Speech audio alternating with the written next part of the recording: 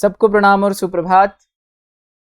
Law relating to torts का हमको आज करना है रिवीजन। स्टार्ट करते हैं हम लोग रिवीजन से। Awesome revision. Let's start law relating to torts. Introduction.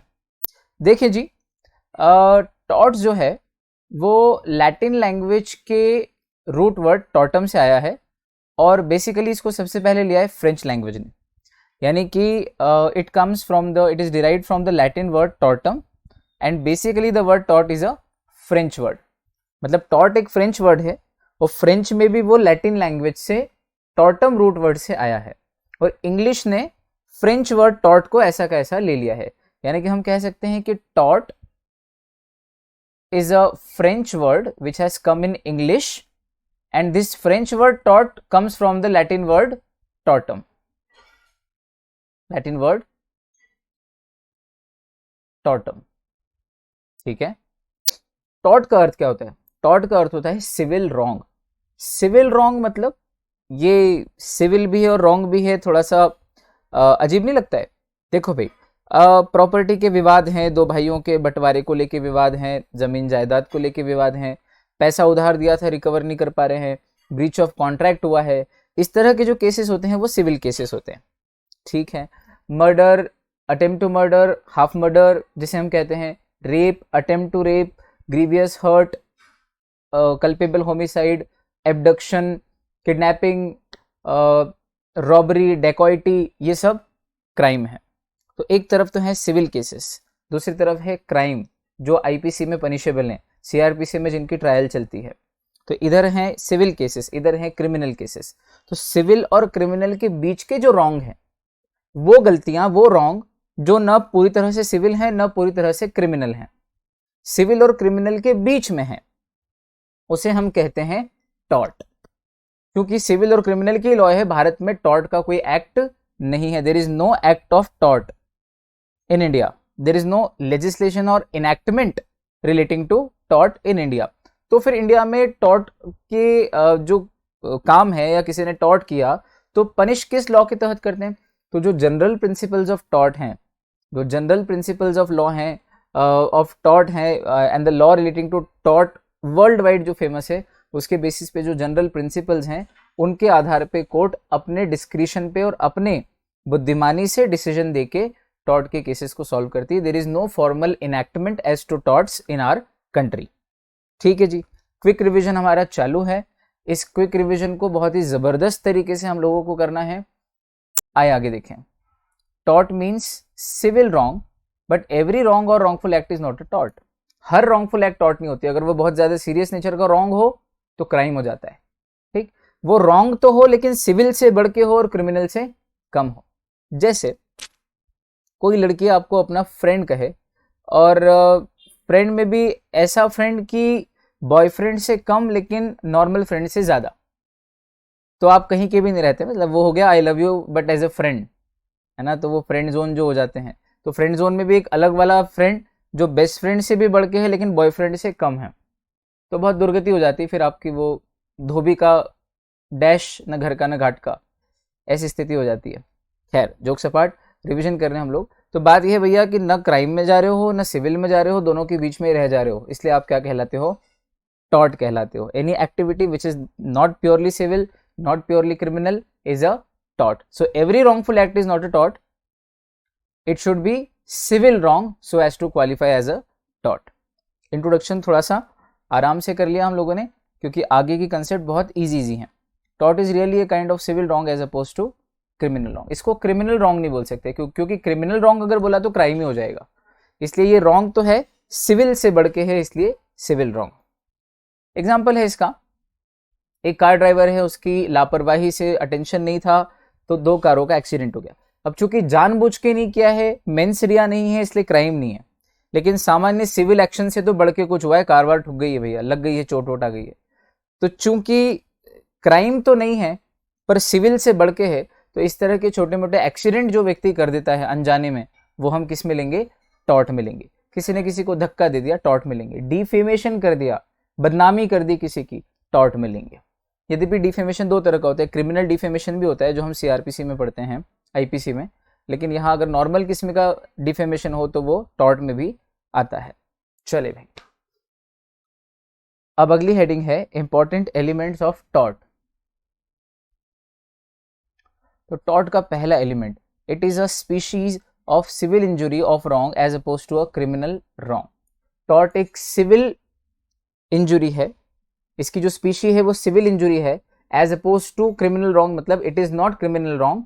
Tort is opposed to criminal wrong which means tort civil injury है, सिविल रॉन्ग है, क्रिमिनल रॉन्ग नहीं है।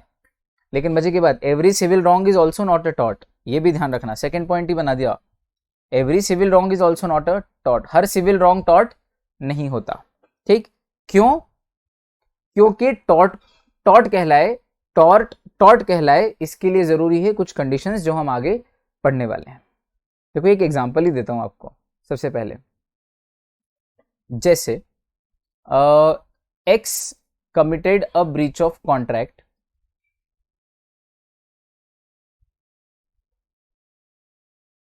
विथ वाई, मतलब एक्स ने वाई के साथ एक कॉन्ट्रैक्ट किया था और एक्स ने वो कॉन्ट्रैक्ट तोड़ दिया। तो मुझे बताओ कि क्या एक्स ने कुछ रॉन्ग किया है? हाँ, एक्स ने रॉन्ग किया है, और उसका जो ये रॉन्ग है वो सिविल नेचर का है या क्रिमिनल नेचर का है? सिविल नेचर का रॉन्ग किया है, सिविल नेचर का है। तो अब मुझे बताओ कि ये रॉन्ग और सिविल नेचर दोनों आ गए, मतलब एक्स ने जो ब्रीच ऑफ कॉन्ट्रैक्ट किया है basically it's a civil wrong. हाँ, एक्स का breach of contract civil wrong है, लेकिन ये वाला सिविल रॉन्ग टॉर्ट नहीं कहलाएगा।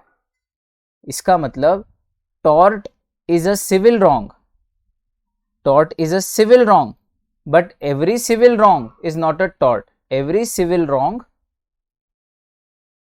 is not a tort।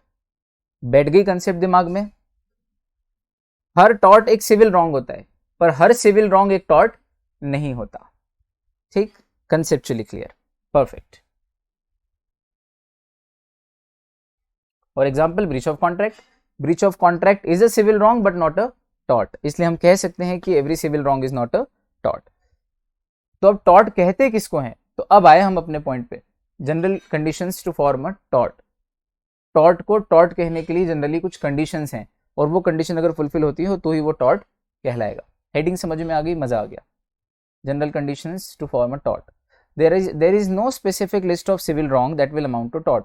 Law में कोई ऐसी स्पेसिफिक लिस्ट नहीं है कि भाई इनको टॉर्ट बोलते हैं। टॉर्ट तभी होता है जब वो कुछ कंडीशंस फुलफिल करता हो।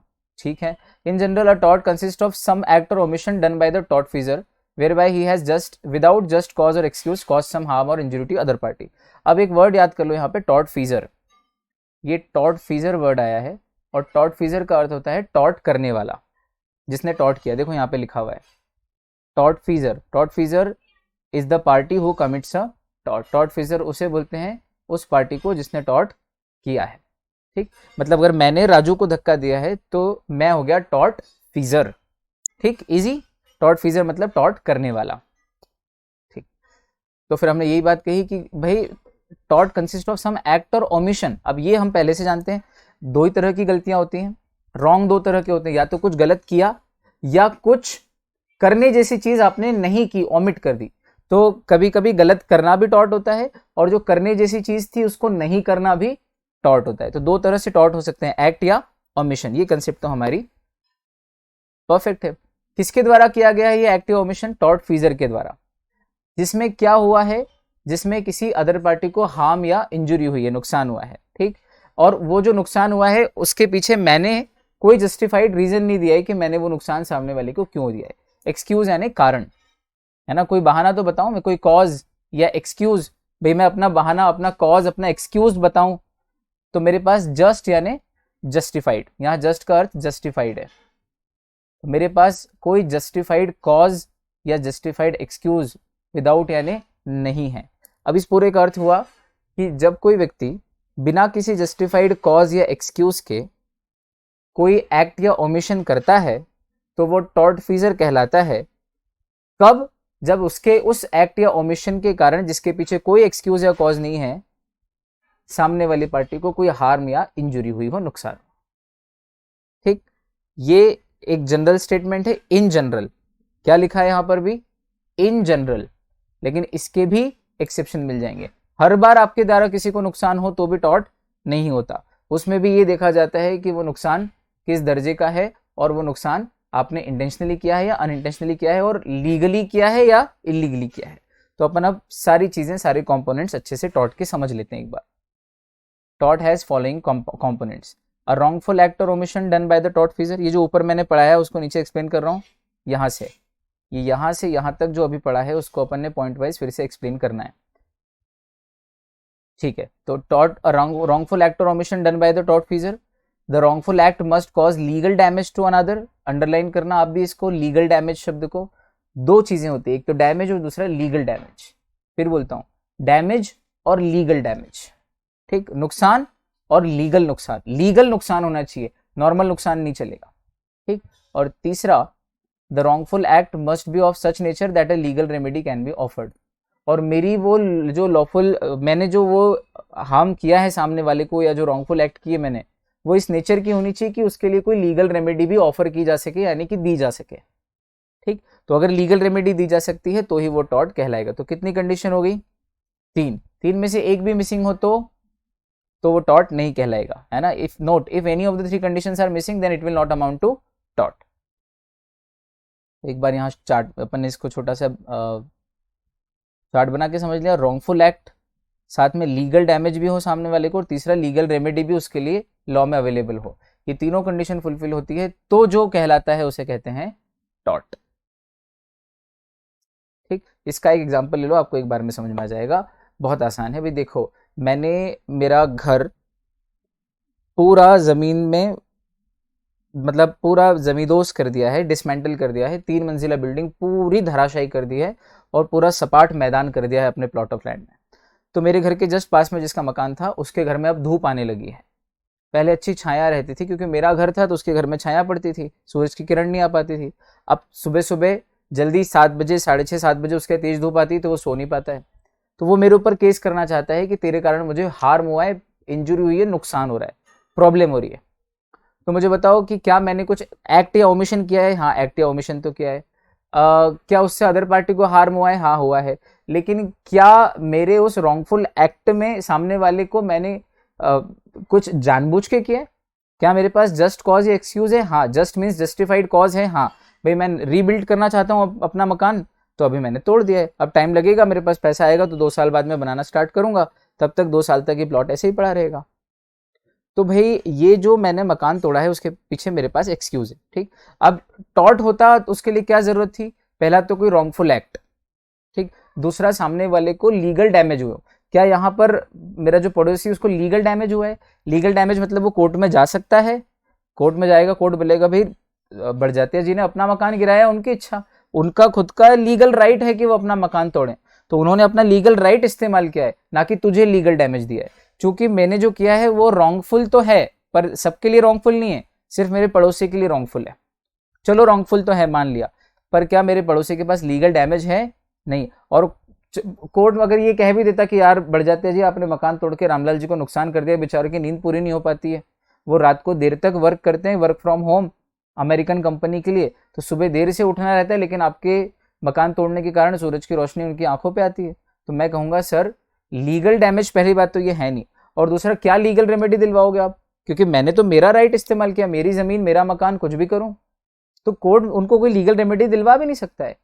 यानी कि ये तीनों ही चीजें अवेलेबल, 3 में से सिर्फ एक ही नजर आ रही है, और वो जो एक नजर आ रही है वो भी सिर्फ पड़ोसी के एंगल से है, मेरे एंगल से तो वो रॉन्गफुल एक्ट है ही नहीं। तो टेक्निकली मैंने जो किया है वो टॉर्ट नहीं है, भले ही नजर आता है ऊपर से, पड़ोसी को ऐसा लगता है कि बड़जात्या जी ने टॉर्ट कर दिया, उसके दृष्टिकोण से सोचोगे तो वो टॉर्ट ही मानेगा, लेकिन अब लीगली प्रूव करोगे तो ये टॉर्ट प्रूव नहीं हो सकता। Perfect, perfect. चलो भाई, अभी और एग्जाम्पल बनेंगे, फटाफट फटाफट। फिर रॉन्गफुल एक्ट और ओमिशन, ये तो आप जानते ही हो। लीगल डैमेजेस, अब ये जो 3 एलिमेंट्स थे अपन उन तीनों एलिमेंट्स को और अच्छे से विस्तार से झटपट समझ लेते हैं।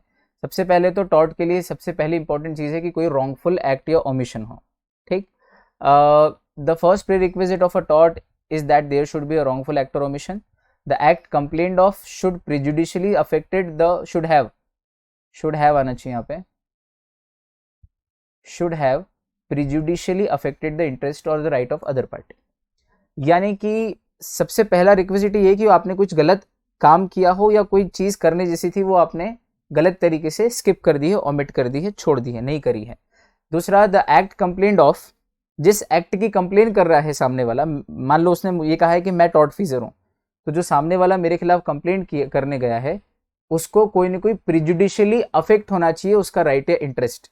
प्रिजुडिशियली यानी नेगेटिवली अफेक्ट, यानी कि कुछ प्रभाव पड़ा हो, यानी बेसिकली उसका कोई राइट या इंटरेस्ट हार्म हुआ है या उसके किसी राइट या इंटरेस्ट को चोट पहुंची। अब वो राइट कुछ भी हो सकता है, वो इंटरेस्ट कुछ भी हो सकता है। ठीक, तो पहला एलिमेंट रॉन्गफुल एक्ट और ओमिशन टॉर्ट का। दूसरा, legal damages. Legal damages, legal damages मतलब जिसे लॉ की निगाह में डैमेज माना जाए। हर डैमेज लॉ की निगाह में डैमेज नहीं होता। Not every damage is a damage in the eyes of law. ठीक, उदाहरण के तौर पर यहां वाला ही देख लो, रामलाल जी को, मेरे पड़ोसी को मेरे मकान गिराने के कारण नुकसान हो रहा है, डैमेज उनको लग रहा है कि मुझे डैमेज हुआ है, लेकिन ये डैमेज लॉ की निगाह में कोई डैमेज नहीं है। आया समझ में? तो कई बार डैमेज असल में भी होता है लेकिन वो लॉ की निगाह में डैमेज नहीं होता है। टॉर्ट तभी होगा जब कोई रॉन्गफुल एक्ट हुआ हो और उस रॉन्गफुल एक्ट से सामने वाले को लीगल डैमेजेस हुए। अब लीगल डैमेजेस किसे कहते हैं? जब किसी व्यक्ति के लीगल राइट्स, फिर सुनना, जब किसी व्यक्ति की क्या लीगल राइट्स का वायलेशन हुआ हो। लीगल राइट्स का वायलेशन, क्या रामलाल जी चैन से सोएं और धूप ही ना आए उनके घर में, ये उनका लीगल राइट है? भैया वो तो प्रकृति से आती है, इसमें मैंने कुछ भी नहीं किया है, इसलिए धूप आ रही मेरे घर में, इनसे बोलो कि अपना मकान क्यों तोड़ा, ये कोई उनका लीगल राइट नहीं है, ना ही मैंने उनके लीगल राइट का वायलेशन किया। आया समझ? हाँ, इसलिए उनको लीगल, चूंकि उनका लीगल राइट का वायलेशन नहीं है इसलिए लीगल डैमेजेस भी नहीं हुए उनको। ठीक, तो लीगल डैमेजेस किसे कहते हैं, इसका एग्जांपल दो। जैसे जैसे कोई व्यक्ति वोट डालने आ रहा है और वोटिंग बूथ पर, पोल बूथ पर जो व्यक्ति बैठा है सरकारी अधिकारी, वो उसको वोट डालने से मना कर दे। सर ये मेरा वोटर आईडी, आधार कार्ड, मैं खुद खड़ा हूँ, मेरी सिग्नेचर, थंब इंप्रेशन सब ले लो, मैं वोट डालने आया हूँ, मुझे डालने दो, देश का नागरिक हूँ, इसी बूथ का मेरा नंबर है और देख लो वोटर लिस्ट में मेरा नाम भी है और यहाँ भी मेरा वोटर आईडी है, फिर भी अगर वोट न डालने दे तो ये उसके लीगल राइट का वायलेशन है। उससे पूछा किसको वोट डालोगे, बोले बीजेपी को डालूंगा, बोले नहीं डालने देंगे। ठीक, अब उसने कोर्ट में केस कर दिया टॉर्ट का कि पोल अधिकारी ने मुझे वोट नहीं डालने दिया। पता चला कि जिसको वोट डालने वाला था वो 5 लाख वोट से जीत गया। तो फिर पोलिंग अधिकारी का कहना है कि सर चलो मैंने वोट नहीं डालने दिया, कोई बात नहीं, लेकिन इसको नुकसान क्या हुआ, इसके एक वोट से कोई फर्क नहीं पड़ा, वैसे भी वो 5 लाख वोट से जीते या 1 वोट से जीते, वोट जीत तो जीत होती है। तू वोट डालता तो 5 लाख 1 वोट से जीतता, तब भी जीत जीती होती। You wanted your candidate to win and he has already won the elections, तो क्या फर्क पड़ा मैंने वोट नहीं डालने दिया। तो यहां पर कानून बोलेगा कि उस व्यक्ति को एक्चुअल डैमेजेस हुए हो या न हुए हो, असल में उसको कोई नुकसान नहीं हुआ, वो जो चाहता था कि वो जिसको वोट डालना चाहता है वो जीत जाए, तो जिसको जिताना चाहता था वो जीत भी गया, लेकिन उसका लीगल राइट वोट नहीं डालने दिया, ये तो गलत किया ना। तो यहां पर कोई एक्चुअल डैमेज नहीं होने के बावजूद भी लीगल राइट का वायलेशन है, और यहां पर डैमेज नहीं हुआ है असल में, फिर भी लीगल डैमेज है और ये टॉर्ट में जाएगा। ले बताओ, जहां पर असल में रामलाल को नुकसान हो रहा है, पड़ोसी को धूप आ रही चेहरे पे, नींद खराब हो रही है, उसको लॉ कोई डैमेज नहीं मान रहा है, डैमेज होने पे भी डैमेज नहीं मान रहा है, और यहां पर वोट नहीं डालने दिया किसी घनश्याम को जबकि उसका लीगल राइट था, और उसके कारण से कोई फर्क नहीं पड़ा, वैसे भी वही हुआ जो वो चाहता था, नुकसान असल में हुआ कुछ भी नहीं, फिर भी लीगल डैमेज बोल रहे हैं। ये है लीगल डैमेज की कंसेप्ट। बैंग ऑन टारगेट आए समझ में? मतलब लीगल डैमेज बोलते ही उसको है जब किसी व्यक्ति के लीगल राइट का इन्वेजन करो, लीगल राइट का वायलेशन करो। और इसको समझने के लिए हमको दो कंसेप्ट को समझना पड़ता है, डैमनम सिने इंजूरिया और इंजूरिया सिने डैमनम। अब डैमनम का प्लूरल होता है डैमनो, ठीक, तो डैमनो सिने इंजूरिया और इंजूरिया सिने डैमनो, यूएम की जगह ओ आ जाए कभी, ऐसा डैमनो लिखा हुआ आ जाए, DAMNO, मैं लिख दे रहा हूं फिर से, DAMNO, डैमनो लिखा हुआ आ जाए तो ये कोई अलग कंसेप्ट नहीं है, डैमनम का ही प्लूरल डैमनो है। इंजूरिया का अर्थ होता है, अच्छा मैं आपको सारे वर्ड्स का मीनिंग बता देता हूँ, वैसे मैं अपनी भाई रेगुलर क्लास में, हम जो बड़ी क्लास में पूरा पढ़ चुके हैं, ये तो रिवीजन है, फिर भी एक बार समझ लो। इंजूरिया यानी कि इन्फ्रिंजमेंट या यूं कहे वायलेशन ऑफ लीगल राइट, जैसे कि वोट नहीं डालने दिया है तो उसके लीगल राइट का वायलेशन हुआ है। सिने यानी विदाउट, WITHOUT, विदाउट, और डैमनम का अर्थ होता है डैमेजेस। तो डैमनम सिने इंजूरिया और इंजूरिया सिने डैमनम दो वर्ड बनेंगे, सुनना। हाँ, डैमनम सिने इंजूरिया और इंजूरिया सिने डैमनम दो वर्ड बनेंगे। 1 2 3 3 1 2, इन तीन शब्दों से दो फ्रेजेस बनेंगे लैटिन, इंजूरिया सिने डैमनम और डैमनम सिने इंजूरिया। अब देखो बड़े मजे की बात है, मजे की बात यह है कि इंजूरिया सिने डैमनम का अर्थ क्या निकल रहा है, लीगल राइट का वायलेशन हुआ है, लीगल राइट का वायलेशन हुआ है। इंजूरिया यानी इन्फ्रिंजमेंट ऑफ लीगल राइट, सिने यानी विदाउट, डैमनम यानी डैमेजेस, यानी कि लीगल राइट का वायलेशन हुआ है भले ही डैमेजेस कुछ भी नहीं हुए हों। और दूसरा डैमनम सिने इंजूरिया मतलब डैमेजेस एक्चुअल में तो हुए हैं लेकिन विदाउट इंजूरिया, यानी कि without the violation of legal right. यानी कि मैंने रामलाल जी के चेहरे पे धूप आ रही है, रामलाल को धूप लग रही है, ये एग्जाम्पल हो गया, और वोट नहीं डालने दिया,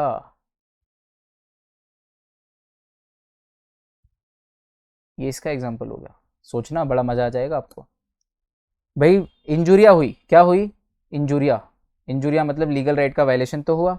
सिने यानी विदाउट डैमनम, यानी डैमनम यानी डैमेजेस, सिने यानी विदाउट, विदाउट डैमेजेस यानी असल में नुकसान कुछ नहीं हुआ, सिने डैमेजेस यानी विदाउट डैमेज, विदाउट डैमेज नुकसान कुछ नहीं हुआ लेकिन फिर भी इंजूरिया हुई। तो इंजूरिया सिने डैमनम मतलब वोट नहीं डालने दिया जबकि मेरे पास सारे डॉक्यूमेंट थे तब भी, यानी कि ये एक टॉर्ट है, याद करो ये तो टॉर्ट था। और दूसरा डैमनम यानी क्या हुआ, डैमनम हुआ, डैमनम यानी डैमेजेस यानी नुकसान तो हुआ, लेकिन सिने यानी विदाउट और इंजूरिया यानी लीगल राइट का इन्फ्रिंजमेंट, लेकिन लीगल राइट का इन्फ्रिंजमेंट नहीं हुआ। ठीक, अब एक एग्जांपल और दो। भाई रामलाल की पान की दुकान के पास में मैंने अपनी पान की दुकान खोल ली, और अब रामलाल के जो 100 कस्टमर रोज आते थे गुटखा तंबाकू पान बीड़ी सिगरेट बाबा इलायची खाने वाले, वो मेरी दुकान पे भी आने लगे कुछ कुछ। तो रामलाल के 40-50 कस्टमर अब मेरी दुकान पे आने लगे। तो रामलाल के रेवेन्यू जो पहले 5,000 रुपये रोज हुआ करते थे वो अब घट के 2,500 रुपये रोज हो गए। तो क्या रामलाल को डैमेज नुकसान हुआ है? हाँ, रामलाल को डैमनम हुआ है, एक्चुअल डैमनम डैमेजेस हुए हैं, लेकिन क्या मैंने रामलाल के लीगल राइट को इन्फ्रिंज किया, कहीं कुछ गलत किया उसके साथ? नहीं। क्या रामलाल केस कर सकता है कि देखो सर इसके दुकान खोलने के कारण मुझे 2,500 रुपये रोज का नुकसान हो रहा है? नहीं, क्योंकि मैंने जो किया है वो मेरा राइट है। कॉन्स्टिट्यूशन ऑफ इंडिया मुझे राइट देता है कि मैं अपनी मर्जी का कोई भी व्यापार कर सकता हूँ, freedom of trade and occupation article 19(1)(g). तो मैं जो कर रहा हूँ वो मेरा लीगल राइट है, और मैंने तेरे को कोई लीगल डैमेजेस नहीं दिए और ना ही तेरे पास कोई लीगल रेमेडी है मेरे खिलाफ। तो कोर्ट में जाएगा तो भी मुझे रोक नहीं सकता है कि इसकी दुकान बंद कराओ, क्योंकि मेरा फंडामेंटल राइट है। तो ना ही मैंने तुझे जानबूझ के डैमेजेस दिए। भाई मैं परफेक्ट कंपटीशन मार्केट है, मेरी इच्छा है तो मैं व्यापार करने उतरूंगा मार्केट में। तो डैमनम तो हुए हैं तुझे, लेकिन तेरा लीगल राइट को मैंने कुछ भी इन्फ्रिंज या वायलेट नहीं किया है। तो ये डैमनम सिने इंजूरिया है और ये टॉर्ट नहीं है। एक एग्जांपल और बन गया पान की दुकान का, ये टॉर्ट नहीं है। इसका मतलब दो कंसेप्ट है। कितनी कंसेप्ट हैं? दो, इंजूरिया सिने डैमनम और डैमनम सिने इंजूरिया। इनमें से एक तो टॉर्ट है, ये वाली फर्स्ट वाली टॉर्ट है, लेकिन सेकंड वाली नॉट अ टॉर्ट, सेकंड वाली टॉर्ट नहीं है। परफेक्ट, चलो भाई, तो ये आपको समझा चुका हूं, एग्जाम्पल भी मैं आपको दे चुका हूं। डैमनम सिने इंजूरिया ये टॉर्ट नहीं है, और इंजूरिया सिने डैमनम ये टॉर्ट है।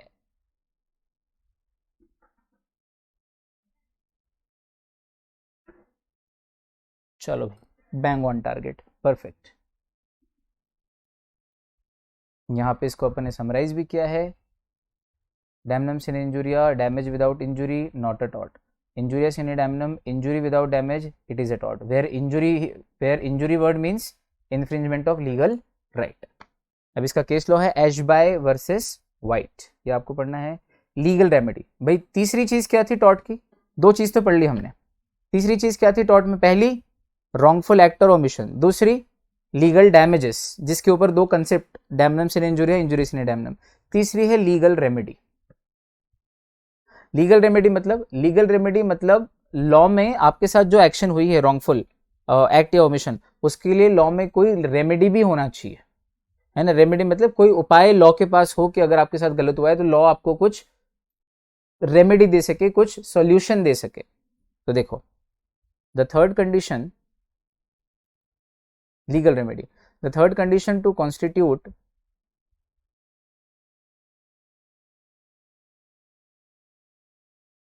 a tort is legal remedy.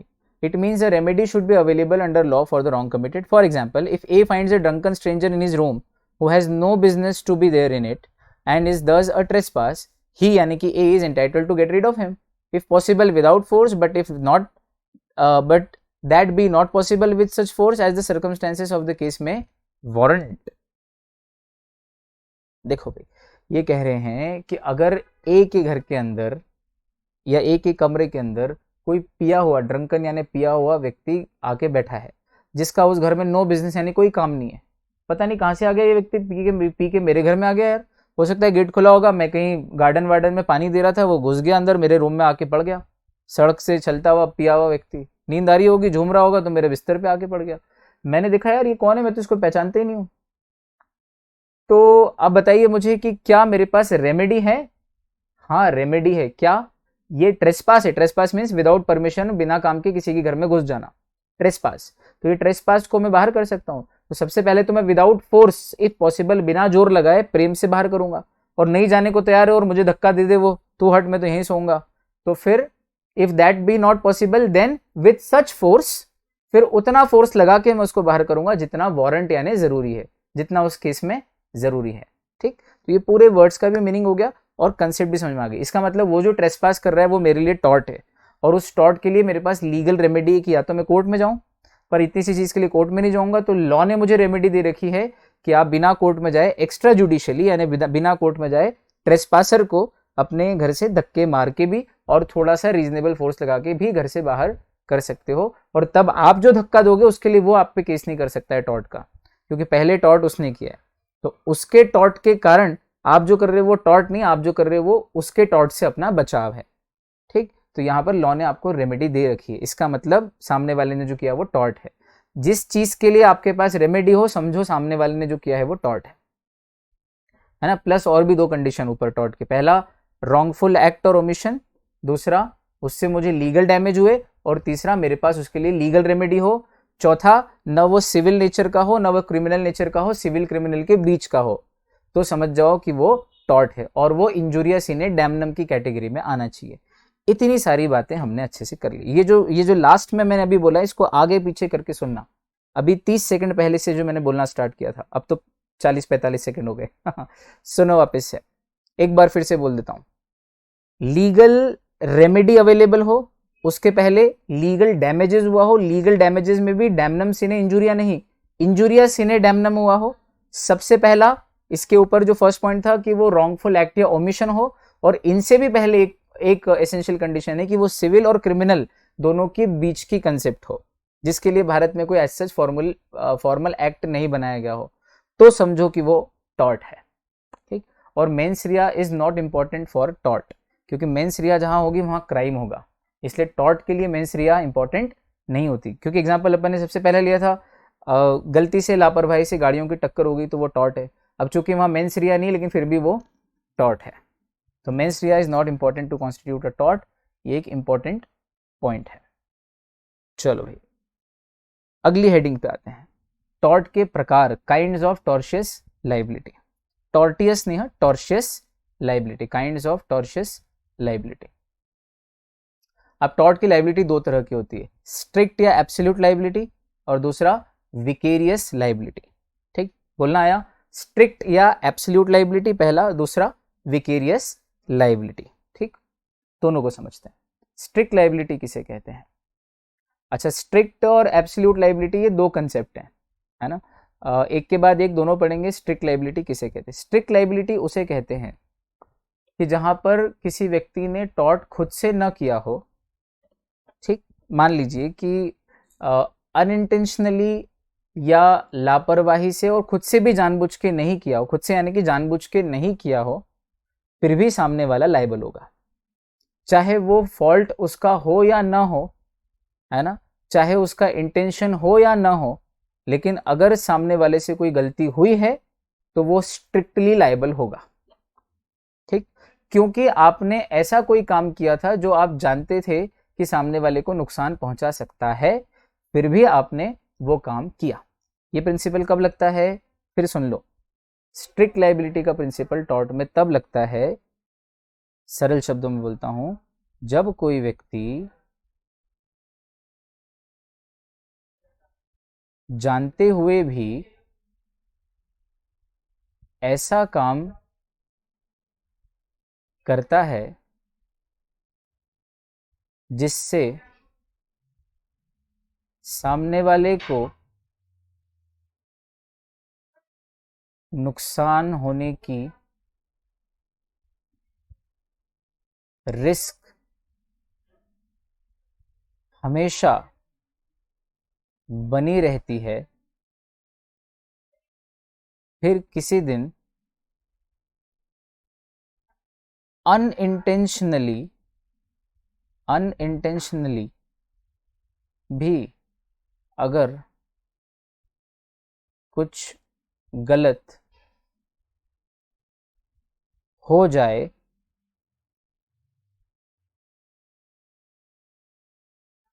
तो वो व्यक्ति स्ट्रिक्टली लायबल होगा अंडर टॉर्ट, चाहे उसने वो टॉर्ट जानबूझकर नहीं भी किया हो तो भी, नहीं भी किया हो तो भी। इससे सरल इंग्लिश नहीं हो सकता। इसका स्क्रीनशॉट लो यार, ठीक, फिर पढ़ना, इसको लिख लेना अपनी हैंडराइटिंग में। सुंदर, आपकी मुझसे सुंदर हैंडराइटिंग है, मेरी तो बहुत खराब है, ठीक, इस पे खराबी आती है। खैर, जब कोई व्यक्ति जानते हुए भी ऐसा काम करता है जिससे सामने वाले को नुकसान होने की रिस्क हमेशा बनी रहती है। एग्जाम्पल, रामलाल का खेत है, रामलाल के खेत में हरी भरी फसल है, पास में मेरी जमीन है, और मैं अपनी जमीन पर अपने भूखे बैल गाय को लाकर खुला छोड़ दूं कि मेरी जमीन पे मेरे गाय बैल घूमेंगे, जमीन मेरी गाय बैल मेरे घूमेंगे, तो आप जानबूझ के ऐसा काम कर रहे हो जिससे सामने वाले को नुकसान होने की रिस्क है। भूखे गाय बैल हैं तो भैया, भूखे नहीं भी हो तो भी चले जाते हैं वो तो खाने, ठीक, तो वो तो जाएंगे और चर चुरा के आ जाएंगे, और चाहे जहां से बीच बीच में चर, जहां से पसंद आएगा वहां से चर लेंगे, उसके खेत की पूरी फसल खराब हो जाएगी। जब कोई बाउंड्री नहीं है, कोई तार नहीं है, कोई फेंसिंग नहीं है, दोनों खेत पास पास में है, तूने तेरी जमीन खाली इस साल खेती नहीं की है, रामलाल ने पड़ोस वाले खेत में खेती की है या सामने वाले खेत में खेती की है, तो तुझे लाके अपने गाय बैल इस खेत, अपने खुद की जमीन पर, भले ही खुद की जमीन पर है, पर लाकर छोड़ना नहीं चाहिए, क्योंकि there is always a chance कि वो वहां से एस्केप कर जाएंगे और सामने वाले की फसल चर जाएंगे। तो तू जानता था कि मुझे ये काम नहीं करना चाहिए, फिर भी किया, ठीक, और फिर किसी दिन तेरे गाय बैल, रोज छोड़ता था, किसी दिन तेरे गाय बैल में से 4 बैल जो है वो एस्केप कर गए, यानी कि तेरे खेत से उसके खेत में चले गए और कुछ फसल खा के नुकसान करके, बहुत सारा फसल का नुकसान करके आ गए। अब तूने अपने बैलों के कान में कोई कहा नहीं था कि भाई सब फसल खा जाना रामलाल की, अनइंटेंशनली हुआ है ये नुकसान, जानबूझ के नहीं किया है, आप चाहते नहीं थे ऐसा हो, भाई अपने गाय बैल को थोड़ी सी धूप वूप में आराम से बैठ के रेस्ट कर ले, हैं, तो भाई भले ही अनइंटेंशनली हुआ है ये रामलाल के खेत में नुकसान, लेकिन फिर भी लायबल तो तू ही रहेगा। क्यों? जानबूझकर नहीं किया है तो भी। क्यों? फॉल्ट नहीं है तेरा तब भी। क्यों? क्योंकि तूने रिस्क होते हुए भी वो काम किया जो तुझे पता था कि नहीं करना चाहिए। आया समझ में? आई? इसीलिए इसका नाम रखा स्ट्रिक्ट लायबिलिटी। स्ट्रिक्ट क्यों? स्ट्रिक्टनेस क्या है इसमें? भाई लीनियंसी ये होती कि यार जानबूझ के थोड़ी कह जान दो, ये लीनियंसी होगी। और स्ट्रिक्टनेस क्या है? भैया भले जानबूझ के नहीं किया, लेकिन तुझे पता तो है ना कि ये काम नहीं करना चाहिए, फिर भी क्यों किया, तो लायबल है। बस यही तो स्ट्रिक्टनेस है, और इस स्ट्रिक्टनेस के कारण तेरे ऊपर लायबिलिटी आ गई। अब तू compensation they.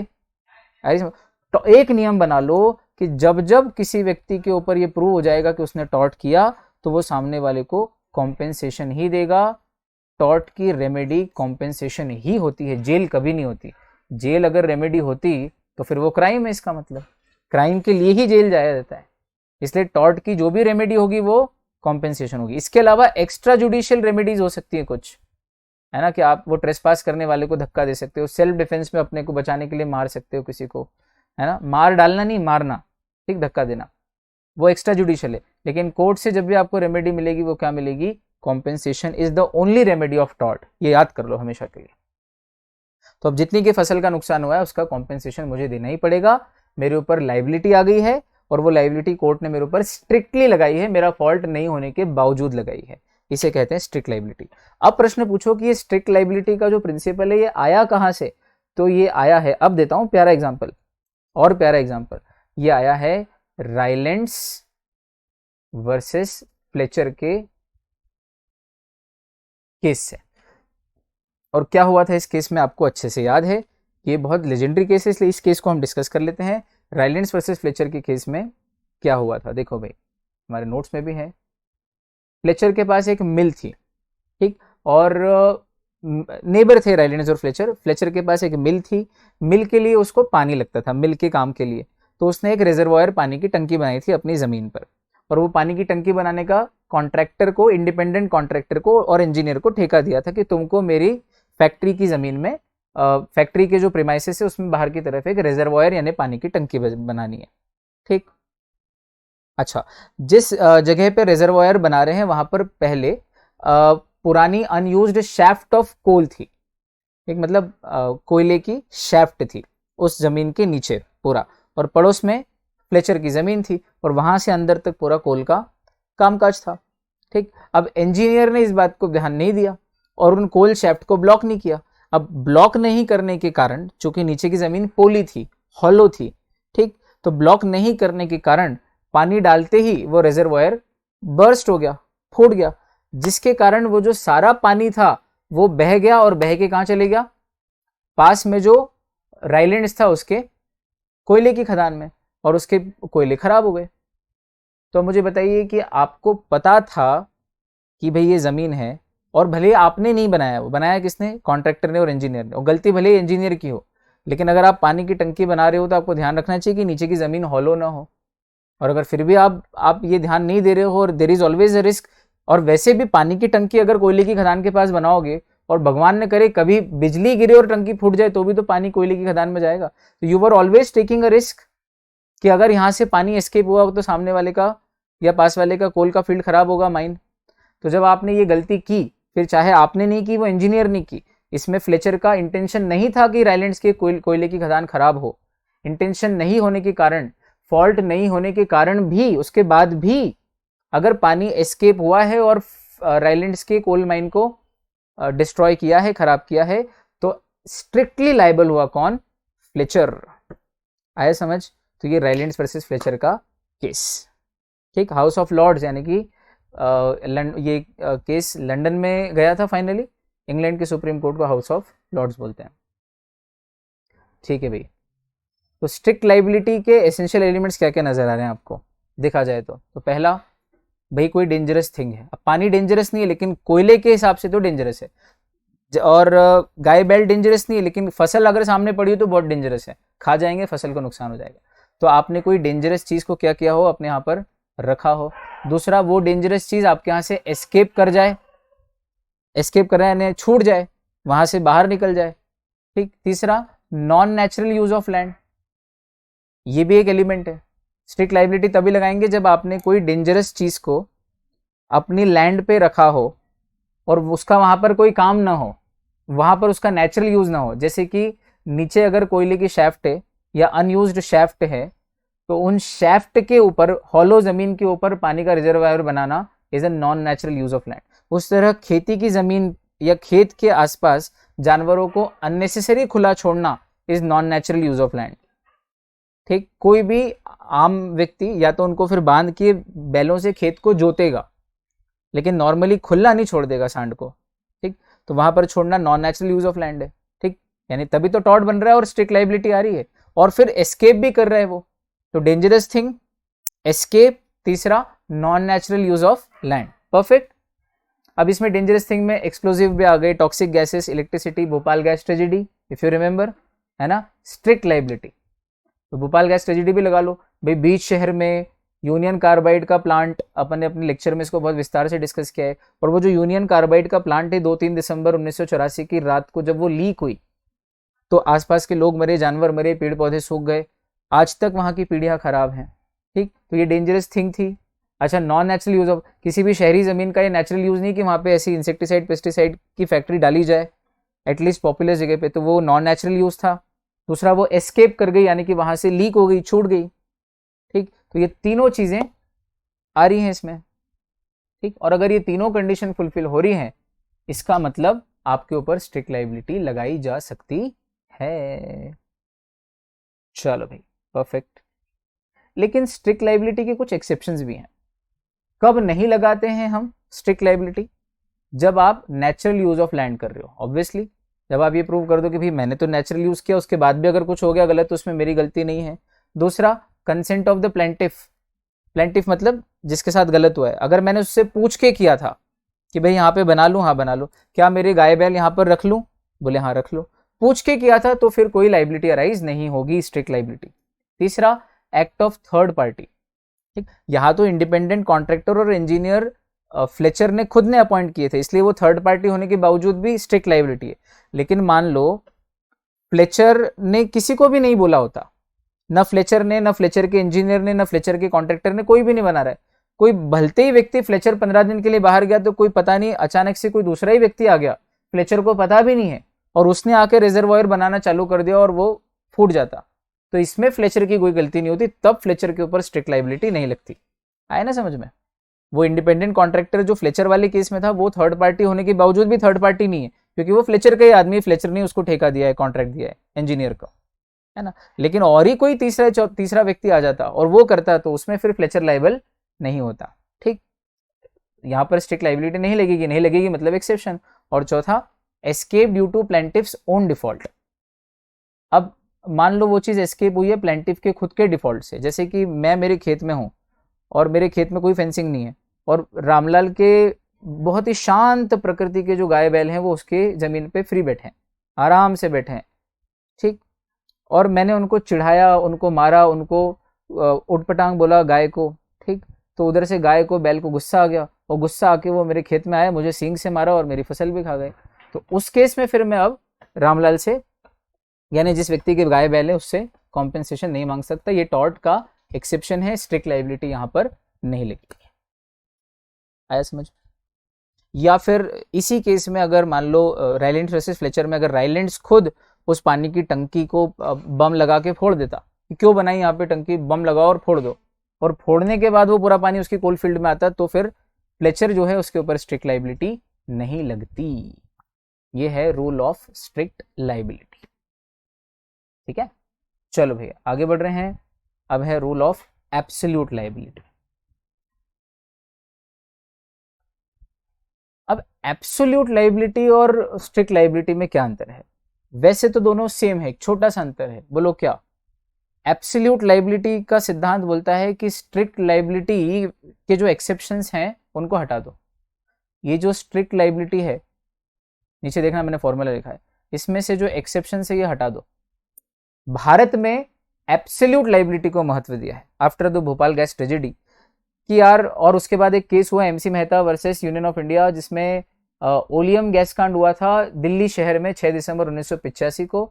Shriram Foods and Fertilisers Industries Limited, जो दिल्ली क्लॉथ मिल्स लिमिटेड की एक कंपनी थी, वहाँ पर ये कांड हुआ और एक पब्लिक इंटरेस्ट लिटिगेशन लगाई एमसी मेहता ने कोर्ट में, और कहा कि भाई देखो, गलती किसी की भी हो, बहुत सारे एक्सेप्शन बताए गए थे, है ना, क्योंकि स्ट्रिक्ट लाइबिलिटी में एक्सेप्शन है, natural use of land, consent of plaintiff, third party के act, escape due to plaintiff's own default.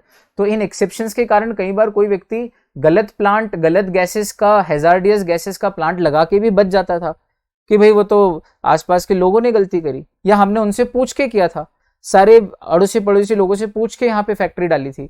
तो वो कंसेंट ऑफ द प्लेंटिव वाला जो एक पॉइंट बनता है एक्सेप्शन, उसके कारण कंपनियां बच जाती थी और गैस कांड हो जाते थे और कई लोग मर भी जाते थे तो भी उनको कोई कॉम्पेंसेशन नहीं देना पड़ता था, और बेचारे गरीब मर जाते थे और उनका जीवन बर्बाद हो जाता था। हमारा तो जिंदगी ही बर्बाद हो गया, है ना। But on a sincere note बहुत तकलीफ वाली बात है ये। तो एमसी मेहता ने कोर्ट में ये केस लगाया कि भाई यहाँ पर स्ट्रिक्ट लाइबिलिटी नहीं, जो राइलेंस वर्सेस फ्लेचर में लगाई है वो भी नहीं, एब्सोल्यूट लाइबिलिटी लगाओ। और एब्सोल्यूट लाइबिलिटी मतलब स्ट्रिक्ट लाइबिलिटी का जो सिद्धांत है वो अपनी जगह, उसमें से जो एक्सेप्शन है वो निकाल दो। यानी कि चाहे जो हो जाए, अगर टॉर्ट हुआ है, चाहे कंसेंट नहीं भी हो, चाहे इंटेंशन नहीं भी हो सामने वाले का, है ना, चाहे उसकी गलती नहीं भी है, जानबूझ के नहीं किया, और भले ही प्लेंटिफ की कंसेंट थी या नेचुरल यूज ऑफ लैंड था, कुछ भी था, एक्सेप्शन भी मान लो नजर आ रहे हैं, लेकिन उसके बाद भी अगर लोग मरे हैं तो कॉम्पेंसेशन तो देना पड़ेगा बड़ी बड़ी इंडस्ट्रीज को। और फिर कोर्ट ने एमसी मेहता के फेवर में वो जीते ये केस। बहुत ही फेमस एनवायरमेंटलिस्ट हैं, एनजीटी में बहुत केस लड़े इन्होंने, मतलब एनवायरमेंट प्रोटेक्शन एक्ट के तहत, और जीते भी हैं। गंगा रिवर पॉल्यूशन पे भी केस लड़े थे एमसी मेहता साहब ने। कहने का तात्पर्य यह है कि स्ट्रिक्ट लाइबिलिटी में से एक्सेप्शन निकाल दो तो जो बचता है वो एब्सोल्यूट लाइबिलिटी है। और इंडियन कंटेक्स्ट में, इंडिया में हम एब्सोल्यूट लाइबिलिटी के सिद्धांत को फॉलो करते हैं। मतलब मैं यूं भी कह सकता हूं कि एब्सोल्यूट लाइबिलिटी का सिद्धांत राइलेंस वर्सेस फ्लेचर के केस में जो एक्सेप्शन बताए थे उनको इग्नोर करता है। मतलब राइलेंस वर्सेस फ्लेचर के केस को मानते हैं, लेकिन उस केस में जो एक्सेप्शन कोर्ट ने कहे थे उन एक्सेप्शन को निकाल दो, तो जो निकल के बाहर आएगा जो प्रिंसिपल, उसे बोलेंगे rule of absolute liability. Strict से भी ज्यादा स्ट्रिक्ट यानी कि एब्सोल्यूट। परफेक्ट, आया समझ में। चलो भाई, विकेरियस लाइबिलिटी किसे कहते हैं? दो प्रकार की लाइबिलिटी थी, स्ट्रिक्ट एब्सोल्यूट, दोनों को समझ लिया। एक तरफ स्ट्रिक्ट एब्सोल्यूट जो दो थे दोनों को समझ लिया, और दूसरा विकेरियस। अब विकेरियस लाइबिलिटी यानी कि वो लाइबिलिटी जहां पर गलती करे एक और उसका खामियाजा कॉम्पेंसेशन किसी और को देना पड़े। जैसे एम्प्लॉयर एम्प्लॉय, भाई चप्पल की दुकान पे किसी एम्प्लॉय ने जो है किसी मोहतरमा के पैर में चप्पल पहना दी और नीचे से जो ऑलपिन लगी थी वो नहीं निकाली और उसके पैर में वो चुभ गई और खून आ गया, तो गलती करेगा एम्प्लॉय, लापरवाही की एम्प्लॉय ने, लेकिन उस महिला को कॉम्पेंसेशन देगा मालिक जो काउंटर पे बैठा है। तो यहाँ विकेरियस लाइबिलिटी, गलती करे कोई और भरे कोई और, उसे कहते हैं विकेरियस लाइबिलिटी। अब ऐसा कहाँ कहाँ होता है? तो एक प्रिंसिपल है क्वी फेसिट पर एलियम फेसिट पर से, प्रिंसिपल एजेंट में, कि जो अपने एजेंट के थ्रू काम कराता है वो बेसिकली खुद ही काम कर रहा है। तो प्रिंसिपल एजेंट में ये रूल लगी गई कि भले ही करे एजेंट लेकिन भरता प्रिंसिपल है। उसी तरह पार्टनर्स में म्यूचुअल एजेंसी है, तो भले ही करे एक पार्टनर लेकिन भरेंगे सब। तो करे कोई पर भरे कोई और, इसे कहते हैं विकेरियस लाइबिलिटी। मास्टर सर्वेंट, करेगा सर्वेंट लेकिन भरेगा मास्टर, सेम रूल है ना, क्वी फेसिट पर एलियम फेसिट पर से, एम्प्लॉयर और इंडिपेंडेंट कॉन्ट्रैक्टर। तो मैंने अपना घर बनाने के लिए किसी को ठेके पे दिया, वो मेरा घर बना रहा है, मेरा घर बनाते बनाते उसके हाथ से एक दिन कॉन्ट्रैक्टर के जो एम्प्लॉयज हैं उनके हाथ से एक ईंट छूट गई और पड़ोसी में जो रहता था जिसका घर ऑलरेडी बना हुआ था उसके सर पे जाके गिरी। तो उसको जो भी नुकसान हुआ, जो भी उसको चोट लगी, उसका जो भी कॉम्पेंसेशन है वो कौन देगा? वो गरीब मजदूर नहीं देगा, ठेकेदार भी नहीं देगा, मैं दूंगा। ठीक, करे वो पर भरूंगा मैं। तो जहां टॉर्ट करे कोई पर भरे कोई और, क्योंकि वो कर नहीं रहा है उससे मैं करवा रहा हूं, भले ही जानबूझ के नहीं कराया, ये ध्यान रखना, उसने जानबूझ के नहीं मारा है, लेकिन फिर भी मुझे कॉम्पेंसेशन देना पड़ेगा। ठीक, स्ट्रिक्ट लाइबिलिटी लग जाएगा ना यहाँ पे, तभी तो लगेगा। ठीक, जब मैंने उसको मना किया था कि ये सारे काम मत करना और ऐसे ईंट से खेलना मत, तेरे बच्चों को अलग रखना, है ना, ये बच्चे ईंट से पत्थर से खेलते हैं, फिर कभी कभी लड़ाई में एक दूसरे को मारते हैं, और फिर किसी कोई हट गया और किसी दूसरे को लग गया तो मेरी जिम्मेदारी नहीं, और आस पड़ोस वालों को भी बोल दिया था, इन दैट केस फिर मैं लाइबल नहीं हूंगा। हाँ, मेरी कंसेंट से काम हो रहा था, नॉर्मल कोर्स ऑफ ट्रांजेक्शन चल रहे थे, और उस दौरान अगर कोई घायल हो जाए तो फिर वो स्ट्रिक्ट लाइबिलिटी वाला प्रिंसिपल लग जाएगा, जैसा राइलेंट वर्सेस फ्लेचर में लगा था। और वहां पर भी यही हुआ था, किया था इंडिपेंडेंट कॉन्ट्रैक्टर ने, पर भरा किसने था? फ्लेचर ने। ठीक, तो यहां पर भी जहां जहां विकेरियस लाइबिलिटी है वहां पर स्ट्रिक्ट लाइबिलिटी का प्रिंसिपल भी लगाते हुए चलना। स्ट्रिक्ट लाइबिलिटी मतलब भले ही जानबूझ के नहीं किया है लेकिन फिर भी लायबल हो, और किसके लिए लायबल हो?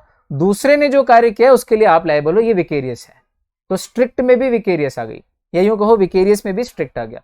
ये बहुत मजेदार है, हमने हमारी क्लास में बहुत जबरदस्त तरीके से इसको अपन ने ऑलरेडी समझ रखा है। अभी आया समझ? ठीक, अब अगला प्रश्न है vicarious liability of the state. State यानी सरकार। क्या किसी गवर्नमेंट अथॉरिटी के गवर्नमेंट ऑफिसर ने कोई गलत काम किया है तो क्या उसके लिए स्टेट यानी सरकार लायबल होती है? तो इंग्लैंड में कहा जाता है कि अगर कोई नीचे का एम्प्लॉय किसी जनता के साथ, सिटीजन के साथ कुछ गलत करता है, उसके लिए आप क्राउन को सू नहीं कर सकते, यानी कि वहां पर विकेरियस लायबिलिटी स्टेट की नहीं है। ठीक, लेकिन बाद में एक एक्ट पास किया गया, द क्राउन प्रोसीडिंग्स एक्ट 1947, जहां पर ये नियम चेंज किया गया और नया नियम लाया गया कि अगर किसी एम्प्लॉय ने अपने एम्प्लॉयमेंट के दौरान कोई अगर गलत काम किया है तो उसके लिए उसके स्टेट यानी कि सरकार को, यानी कि क्राउन को, यानी कि किंग को सू किया जा सकता है। और उसको कॉम्पेंसेशन को कौन देगा? राजा की तरफ से, यानी कि इंग्लैंड की क्वीन की तरफ से, यानी कि इंग्लैंड की सरकार की तरफ से कॉम्पेंसेशन दिया जाएगा। ठीक, तो इंग्लैंड में ये पोजीशन बाद में चेंज हुई। इंडिया में क्या पोजीशन है? तो इंडिया में पोजीशन को दो तरीके से समझा गया है। सोवरेन फंक्शन अगर स्टेट का है, सोवरेन फंक्शन किसे कहते हैं? वो काम जो सिर्फ गवर्नमेंट ही करती है। ठीक, वो काम जो सिर्फ सरकार ही करती है ना। अब जैसे डिसीजन, कलेक्टर डिसीजन मेकिंग करता है, कलेक्टर आदेश पास करता है। ठीक, तो अब कलेक्टर ने कोई गलत आदेश पास कर दिया जिससे इंदौर में दंगे भड़क गए, तो कलेक्टर का आदेश पास करने का जो डिसीजन है वो सिर्फ कलेक्टर के हाथ में, वो सोवरेन फंक्शन है। वो किसी प्राइवेट कंपनी में किसी को लेते देखा वो डिसीजन? नहीं। तो कलेक्टर जो कर रहा है वो स्टेट है, सरकार की डेफिनेशन में आ रहा है। और कलेक्टर ने जो निर्णय लिया कि भाई यहाँ पर ये कर्फ्यू लगाना है, यहाँ पर लॉकडाउन लगाना है, यहाँ पर कंटेनमेंट जोन बनाना है, यहाँ पर हिंदू मुस्लिम के दंगे होने के कारण ये कर्फ्यू लगाना है, और उस दौरान अगर उसके आदेश से कुछ गलत हो जाता है तो क्या कलेक्टर ने कुछ गलत आदेश दिया तो टॉर्ट करा, तो उसके लिए क्या सरकार को सू करोगे? बोले नहीं। अगर sovereign function of the state कर रहा है कोई गवर्नमेंट एम्प्लॉय, वो काम जो सिर्फ सरकारी अधिकारी ही करते हैं, जो सिर्फ सरकार के ही दायरे में आता है, सोवरेन फंक्शन है। समझ में आया ना? Sovereign function means a function which can only be carried out by government. तो उसके लिए फिर कोई टॉर्ट की लायबिलिटी नहीं बनती, कोई विकेरियस लायबिलिटी नहीं। भाई किया तो किया, अच्छा बुरा सब कुछ होता है। लेकिन जो नॉन सोवरेन फंक्शंस हैं, जैसे कि बीएसएनएल, अब बीएसएनएल का एम्प्लॉय कुछ गड़बड़ करे, तो बीएसएनएल का एम्प्लॉय या बीएसएनएल का ऑफिसर कुछ गलत कर रहा है, तो जो वो कर रहा है वैसे ही डिसीजन जियो वाला भी लिया करता है। ये सरकार के वो यूनिट्स हैं। एलआईसी, अब एलआईसी स्टेट के डेफिनेशन में भले आ जाए, लेकिन एलआईसी के बराबर और भी लाइफ इंश्योरेंस कंपनीज हैं। ये सॉवरेन, ऐसा नहीं है कि एलआईसी जो डिसीजन मेकिंग लेती है उस तरह के डिसीजन सिर्फ एलआईसी लेती है ना। वो पॉलिसी बेचना और वो लोगों को इंश्योरेंस करना, ये सब कुछ तो प्राइवेट सेक्टर में भी होता है। तो कई ऐसे गवर्नमेंट के डिपार्टमेंट्स हैं जो काम प्राइवेट सेक्टर भी करते हैं, और जो काम सबको अलाउड हो करना कॉम्पिटिशन में, परफेक्ट कॉम्पिटिशन में, वो नॉन सोवरेन फंक्शन होते हैं स्टेट के। और नॉन सोवरेन फंक्शन करते करते अगर कोई गवर्नमेंट एम्प्लॉय कुछ गलत करे तो उसके लिए स्टेट की विकेरियस लायबिलिटी होती है। ठीक, तो आप तो ये याद कर लो कि सोवरेन फंक्शन अगर स्टेट का है तो उसके लिए स्टेट इज नॉट लायबल, यानी कोई विकेरियस लायबिलिटी नहीं है। और नॉन सोवरेन फंक्शन है तो स्टेट इज लायबल। आप तो उल्टा बिठा दो। ठीक, सोवरेन एक पॉजिटिव वर्ड है तो इसके साथ एक नेगेटिव वर्ड जोड़ दो, नॉट लायबल।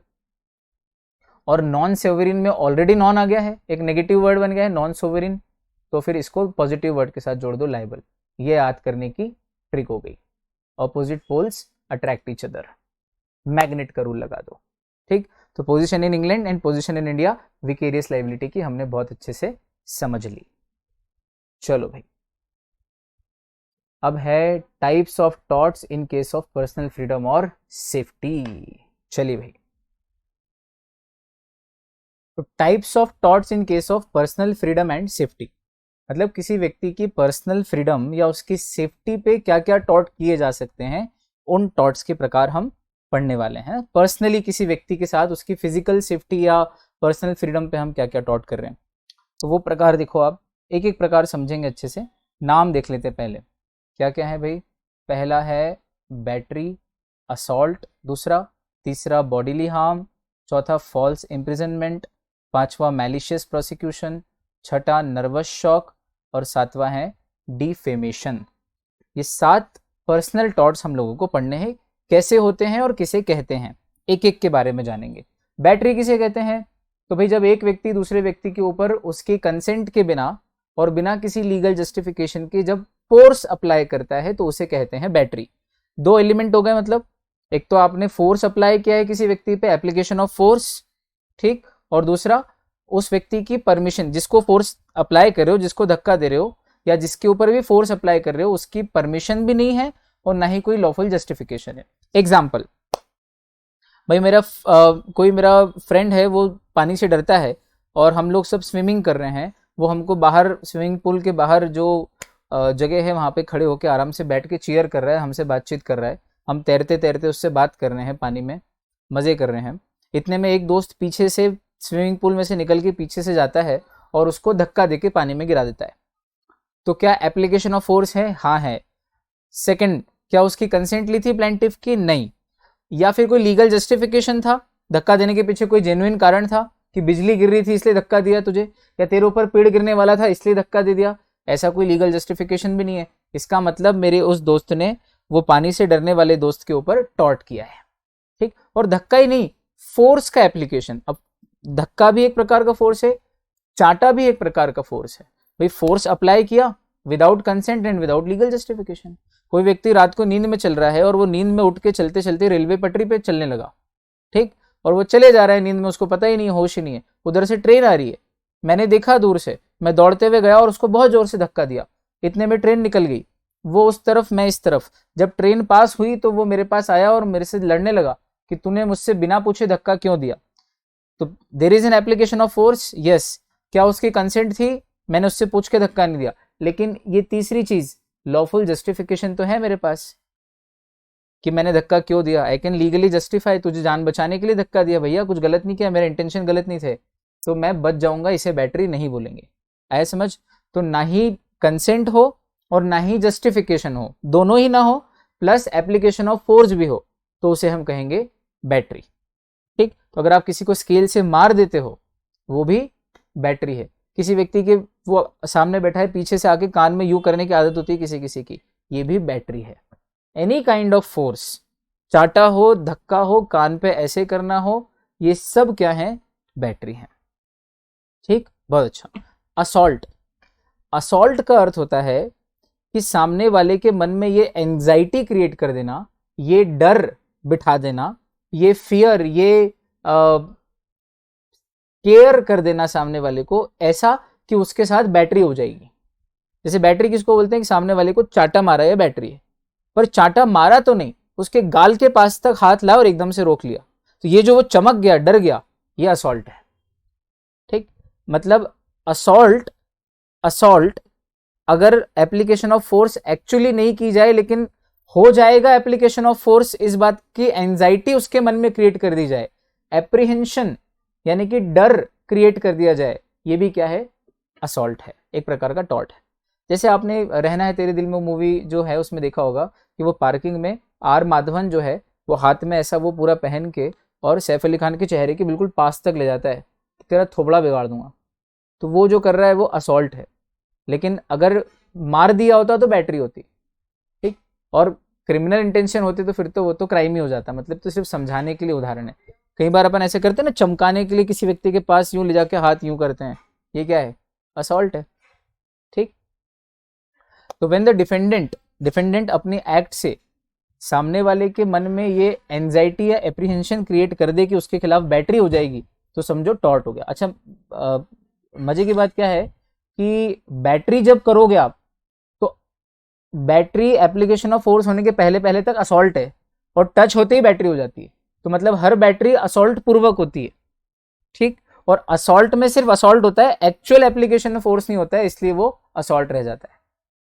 आया समझ में? बैटरी थोड़ा बड़े दर्जे का टॉर्ट है, असॉल्ट थोड़ा छोटे दर्जे का टॉर्ट है, ये आप समझ सकते हो। Every battery is done by way of assault, assault पूर्वक ही बैटरी होती है। यहां तक चांटे के लिए हाथ लाना इज असॉल्ट, और टच कर देना बैटरी, और सिर्फ यहां लाके रोक देना असॉल्ट। नाक के सामने, नोज के सामने फिस्ट यानी कि मुक्का लाना, ये क्या है? असॉल्ट है। और मार देना बैटरी है। परफेक्ट, बहुत अच्छा। Threatening to hit is assault and actual hitting is battery. Simple example देखो यहाँ पर, threatening to hit a person is assault and actual hitting is battery. दोनों हो गए भाई, बैटरी और असॉल्ट। तीसरा है बॉडीली हार्म। जब आप किसी व्यक्ति को असल में बॉडी में हार्म, मतलब अब ये बैटरी से भी बढ़ के है, असॉल्ट बैटरी से बढ़ के बॉडीली हार्म है। मतलब इतनी जोर से छाटा मारा कि उसका दांत ही टूट गया, दाढ़ निकल गई, याद आ रहा है बागी 2 में इतनी जोर से चांटा मारा था टाइगर श्रॉफ ने पुलिस वाले को कि इधर के 2 दांत टूट गए थे, उसके बाहर निकलते हुए दिखे थे। तो ये बॉडीली हार्म है ना। अब उसकी बॉडी में एक हार्म हो गया परमानेंटली, ठीक। इतनी जोर से मारा कि आंख फूट गई, जबड़ा टूट गया। तो बैटरी और असॉल्ट से भी बढ़ के बॉडीली हार्म है, ये भी एक टॉर्ट है, इसका कॉम्पेंसेशन और ज्यादा मिलेगा, ठीक। तो ये 3 टॉर्ट एक साथ पढ़ने के होते हैं, बैटरी, असॉल्ट और बॉडीली हार्म, ठीक। अगला है फॉल्स इंप्रिजनमेंट। अब एक तो पुलिस वाला पकड़ के इंप्रिजनमेंट करता है, कोर्ट से हमको पनिशमेंट मिलती है, वो वाला इंप्रिजनमेंट। और एक आम आदमी को नॉर्मली पकड़ के कमरे में बंद कर देते हैं घर वाले, वो भी इंप्रिजनमेंट ही एक तरीके का है ना। वो सरकारी इंप्रिजनमेंट नहीं है, जेल नहीं है, लेकिन किसी व्यक्ति को कमरे में बंद कर, जैसे मम्मी अपने को बचपन में बंद कर देती थी, मस्ती करते थे तो कमरे में बंद किया, बाहर से कुंडी लगा दी, ये भी इंप्रिजनमेंट है। पर अब तब तो अपन छोटे थे और वो पनिशमेंट थी अपने लिए मस्ती करने की, और बहुत प्रेम से थोड़ी देर के लिए दी जाती थी ताकि अपने को समझ आ जाए कि अपन ने गलती की है। लेकिन कई बार बड़े लोग ऐसा करते हैं, है ना। कोई किसी व्यक्ति, जैसे मेरी कंपटीशन है मेरे पड़ोस के कमरे में हॉस्टल में जो लड़का रहता है उससे, कि हम दोनों में कौन फर्स्ट आएगा। तो वो तैयार हो रहा था, मैं पहले तैयार होकर उसके कमरे का बाहर से दरवाज़ा ताला लगा के और चाबी अपनी जेब में रख के एग्ज़ाम देने चले गया, और वो बेचारा एग्ज़ाम ही नहीं दे पाया। और अगर ये प्रूव कर दी सीसीटीवी कैमरे से कि मैंने उसको फॉल्सली इंप्रिजन किया है, तो ये टॉर्ट का केस है मेरे ऊपर, उसका करियर बिगाड़ने का कॉम्पेंसेशन मुझे देना पड़ेगा। आ रही समझ में। कई बार दोस्त बाथरूम में नहा रहा होता है हॉस्टल में और अपन बाहर से कुंडी लगा देते हैं, ये फॉल्स इंप्रिजनमेंट है, ठीक। लेकिन तेरे नाम मूवी में सलमान खान, जिसका नाम राधे होता है उस मूवी में, उसको अगर आप घर के दरवाजे में बंद कर देते हो कभी, क्योंकि वो पागलपन के दौरे आते हैं और फिर नुकसान करता है, तो वो फॉल्स इंप्रिजनमेंट नहीं है। लेकिन ऐसे किसी व्यक्ति को, पर्सनल लिबर्टी को आप हैम्पर नहीं कर सकते। You can not infringe his liberty by falsely imprisoning him, ठीक। कन्फाइन करना या इम्प्रिजन करना फॉल्स तरीके से, गलत तरीके से नहीं कर सकते। 5वां है मैलिशियस प्रोसिक्यूशन। अब मैलिशियस प्रोसिक्यूशन का अर्थ होता है, मैलिशियस मतलब गलत इरादों से, मैलिशियस यानी गलत इरादों से, गलत इरादों से, और प्रोसिक्यूशन यानी कोर्ट केस, ठीक। ये तो पता ही है आपको। तो गलत इरादों से किसी के खिलाफ, यानी कि बेसिकली झूठा केस किसी पे लगाना, इसे बोलते हैं मैलिशियस प्रोसिक्यूशन। अब देखो भाई, कोई लड़की किसी लड़के पे आरोप लगा दे कि इसने मेरे साथ छेड़खानी की और मेरा रेप करने की कोशिश की, और अपने हाथ से अपने कपड़े वपड़े फाड़ ले, नाखून चुभा ले और कहे कि भाई देखो तो मैं बेचारी अबला, मेरे साथ ये करने की कोशिश की, गलत काम। और उसको पुलिस ने पकड़ लिया, कोर्ट में केस चला, और जरा एक सबूत नहीं दे पाई वो महिला, और वो नाखूनों के निशान भी जब प्रूव हुए कोर्ट में, तो उसी महिला का डीएनए पाया गया उसकी बॉडी में। नाखून को जो डेप्थ थी, उस डेप्थ में डीएनए लिया गया, तो उसी के खुद का डीएनए आया। तो ये प्रूव हो गया कि उसने, और उसकी खुद की जो नेल पॉलिश थी वो भी गड़ी हुई थी, तो ये प्रूव हो गया कि उसने खुद ने ही अपने आप को हार्म किया है, सामने वाले को फॉल्सली फंसाने के लिए, झूठा केस करने के लिए, ताकि उससे कॉम्पेंसेशन मिले। तो इस महिला ने जो झूठा केस किया है सामने वाले के ऊपर, वो केस तो वो हार जाएगी, झूठा केस तो हार जाएगी, लेकिन अब सामने वाला लड़का उस महिला पे केस लगा सकता है टॉर्ट का। कौन सा टॉर्ट? कि तूने मैलिशियस यानी रॉन्गफुल इंटेंशन से मेरे खिलाफ प्रोसिक्यूशन यानी कोर्ट केस किया, जिससे मैं परेशान हुआ। बदनाम नहीं, वो डिफेमेशन है, वो डिफेमेशन है, बदनाम नहीं। तूने मुझे परेशान किया, झूठा केस लगा, उसमें भी थोड़ी बहुत बदनामी होती है, लेकिन यहां तो मैं परेशान ज्यादा हुआ हूं केस में, ठीक। भाई तेरे साथ सही में भी कुछ गलत हुआ होता कि भाई ट्रेन में अंधेरा था, टनल में से ट्रेन गुजरी, और असल में भी किसी ने तो भी तेरे साथ रेप करने की कोशिश की उस अंधेरे में, उस लंबी गुफा में। ट्रेन टनल में से गुजरती है और तुझे पता नहीं चला, और जब टनल खुली तो वहां पे सिर्फ एक, 2-3 लेडीज और एक जेंट्स बैठा था, तो तूने रीजनेबल और प्रोबेबल ग्राउंड्स पे ये सोचा कि इसी जेंट्स ने करा होगा। तो आप एक जेन्युइन ग्राउंड्स पे सही में भी दुखी, पीड़ित हो, और फिर अगर किसी पे केस करते हो, तो वो मैलिशियस प्रोसिक्यूशन में नहीं आएगा। लेकिन जब आउटराइटली क्लियर ही नजर आ रहा है कि तेरा इंटेंशन ही झूठा था, जब ये कोर्ट में प्रूव हो चुका है और तू वो केस हार गई है, तो अब वो केस तो तू हार गई और मैं जीत गया, ठीक। अब मैं तेरे ऊपर एक केस करूंगा, किसका? टॉर्ट का। कौन से टॉर्ट का? तूने मेरे साथ कौन सा टॉर्ट किया? Malicious prosecution. ये कंसेप्ट है मैलिशियस प्रोसिक्यूशन, ठीक। तूने फालतू में जो है कुछ भी नहीं किया है, तेरे पास कोई रीजन नहीं था, कोई प्रोबेबल रीजन नहीं था, फालतू में कोर्ट का टाइम भी खराब किया तूने, जस्टिस डिले किया, ठीक। और अंत में डिफेंडेंट जीता।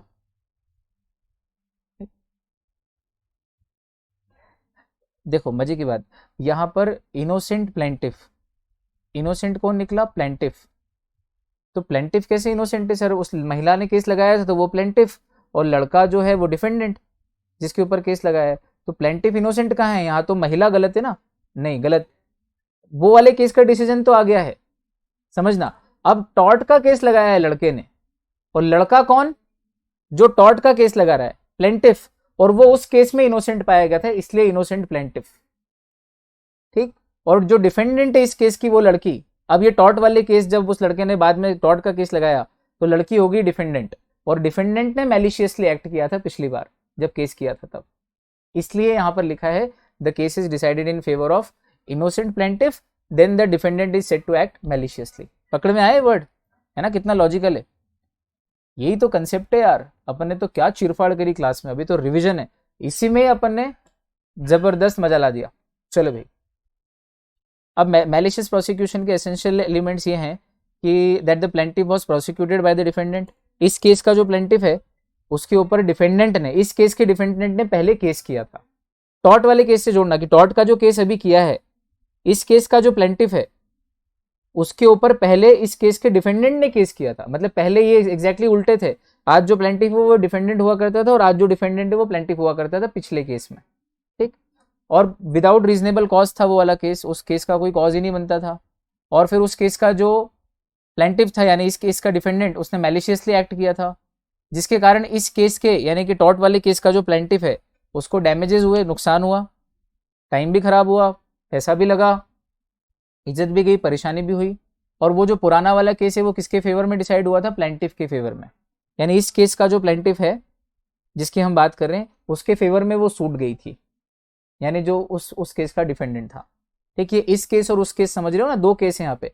एक वो जो झूठा निकला जिसके कारण फिर मुझे ये केस करना पड़ा, और वो झूठा केस तूने जो मेरे ऊपर किया वही एक प्रकार का मेरे लिए टॉर्ट था, मैलिशियस प्रोसिक्यूशन, गलत इरादों से किया गया कोर्ट केस। ठीक। और क्यों है ये ऐसा लॉ क्यों बनाया? मैलिशियस प्रोसिक्यूशन को क्यों टॉर्ट बोला? It is just a legal tool to drag a person in a vicious circle of criminal prosecution and embarrass him. क्योंकि लोग ऐसा करते हैं, एक विशेष सर्कल बना के किसी व्यक्ति को फालतू में क्रिमिनल प्रोसीडिंग्स में क्या करते हैं, ड्रैग करते हैं जबरदस्ती, और फिर भले ही वो जीत भी जाए, ठीक है जीत गया कोई बात नहीं, केस तो कर दिया, अपन इतने साल तक तो बदनाम होता रहा ना और परेशान होता रहा, तो चार अच्छे काम जो कर सकता था वो नहीं कर पाया। जिस दिन अच्छा काम करने वाला होता था उस दिन कोर्ट की तारीख आ जाती थी, आइडियाज सारे किल हो गए, क्योंकि बेचारा दिन रात कोर्ट केस के बारे में ही सोचता रहता था। तो अगर मैलिशियस प्रोसिक्यूशन नाम का टॉर्ट ना हो तो लोग तो दिन रात ही झूठे केस लगाते रहे, और ठीक है हार गए तो हार गए, उतना टाइम तो वेस्ट किया ना सामने वाले का। कितना गलत हो जाएगा इस सोसाइटी में। इसलिए ऐसा कोई ना करे, इसलिए मैलिशियस प्रोसिक्यूशन को क्या कर दिया, टॉर्ट का नाम दे दिया। परफेक्ट, वाह भाई। अगला है नर्वस शॉक। नर्वस शॉक मतलब किसी व्यक्ति को फिजिकल इंजुरी के लिए तो हम ऑलरेडी ऊपर बॉडीली हार्म की बात कर चुके हैं, बैटरी असॉल्ट की बात कर चुके हैं, है ना। लेकिन नर्वस शॉक यानी किसी व्यक्ति को दुख से भर देना, डिस्टर्ब कर देना, फियर से भर देना, मतलब उसको एंजाइटी अटैक आने लग जाए, पैनिक डिसऑर्डर हो जाए, या डिप्रेशन आ जाए उस व्यक्ति के दिमाग में, ऐसा कुछ करना। झूठा ही जाके किसी से बोल देना कि रामलाल जी आपकी बेटी तो भाग गई पड़ोसी के साथ, और रामलाल जी बेचारे पागल ही हो गए, सुनते ही एकदम से डिप्रेशन में चले गए और 3 साल तक डिप्रेशन में रहे, जबकि उनकी बेटी नहीं भागी है। जब बेटी घर आई तो बोले क्या हुआ पिताजी, पिताजी जवाब ही नहीं दे रहे हैं, डिप्रेशन में आ गए। तो ये मैंने नर्वस शॉक दिया है, और ये नर्वस शॉक जो है ये रिसेंट ओरिजिन का एक कंसेप्ट है, पहले नहीं हुआ करता था। आजकल बहुत लोग बीमार पड़ने लगे हैं ना, नर्वस ब्रेकडाउन बहुत ज़्यादा होने लगा है। ठीक, तो नर्वस शॉक में जरूरी नहीं कोई फिजिकल इंजुरी हो, है ना। और ये फिजिकल इंजुरी मतलब वो जो बुलेट से, शॉर्ट से या स्टिक से, यानी कि छड़ी से, डंडे से, बुलेट से, गोली से या तलवार से हो, जरूरी नहीं है ना। कुछ देख के या कुछ सुन के भी हो सकता है। मैंने कोई वीडियो मॉर्फ किया और किसी की बेटी का वीडियो बना के और कुछ वायरल कर दिया और उन तक जो पहुंचा तो वो बेचारे डिप्रेशन में आ गए या नर्वस शॉक लग गया, जबकि वो उनकी बेटी नहीं थी, किसी और लड़की के चेहरे पे उनकी लड़की का चेहरा लगा दिया था वीडियोग्राफी से। तो कुछ देख के या सुन के जब किसी को शॉक लगता है, तो जिसने वो शॉक लगाया है या जिसने वो वीडियो सर्कल बनाया है या जिस किसी ने वो खबर दी है झूठी, उस व्यक्ति पे नर्वस शॉक का टॉर्ट का केस लगाया जा सकता है और वो कॉम्पेंसेट करेगा। ठीक, चलो लास्ट है डिफेमेशन। तो नर्वस शॉक तो इजी था, एकदम समझ में आया। लास्ट है डिफेमेशन। डिफेमेशन नाम से ही क्लियर है यार, कितना आसान है। डी एक नेगेटिव प्रीफिक्स है, इसमें फेम जोड़ो, फेम यानी ख्याति और डी यानी नेगेटिव ख्याति यानी कि कुख्यात। ऑब्वियसली कु यानी खराब, ख्याति या ख्यात यानी प्रसिद्ध, तो प्रसिद्ध अगर कु हो जाए यानी कि वो गलत तरीके से प्रसिद्ध हो जाता है।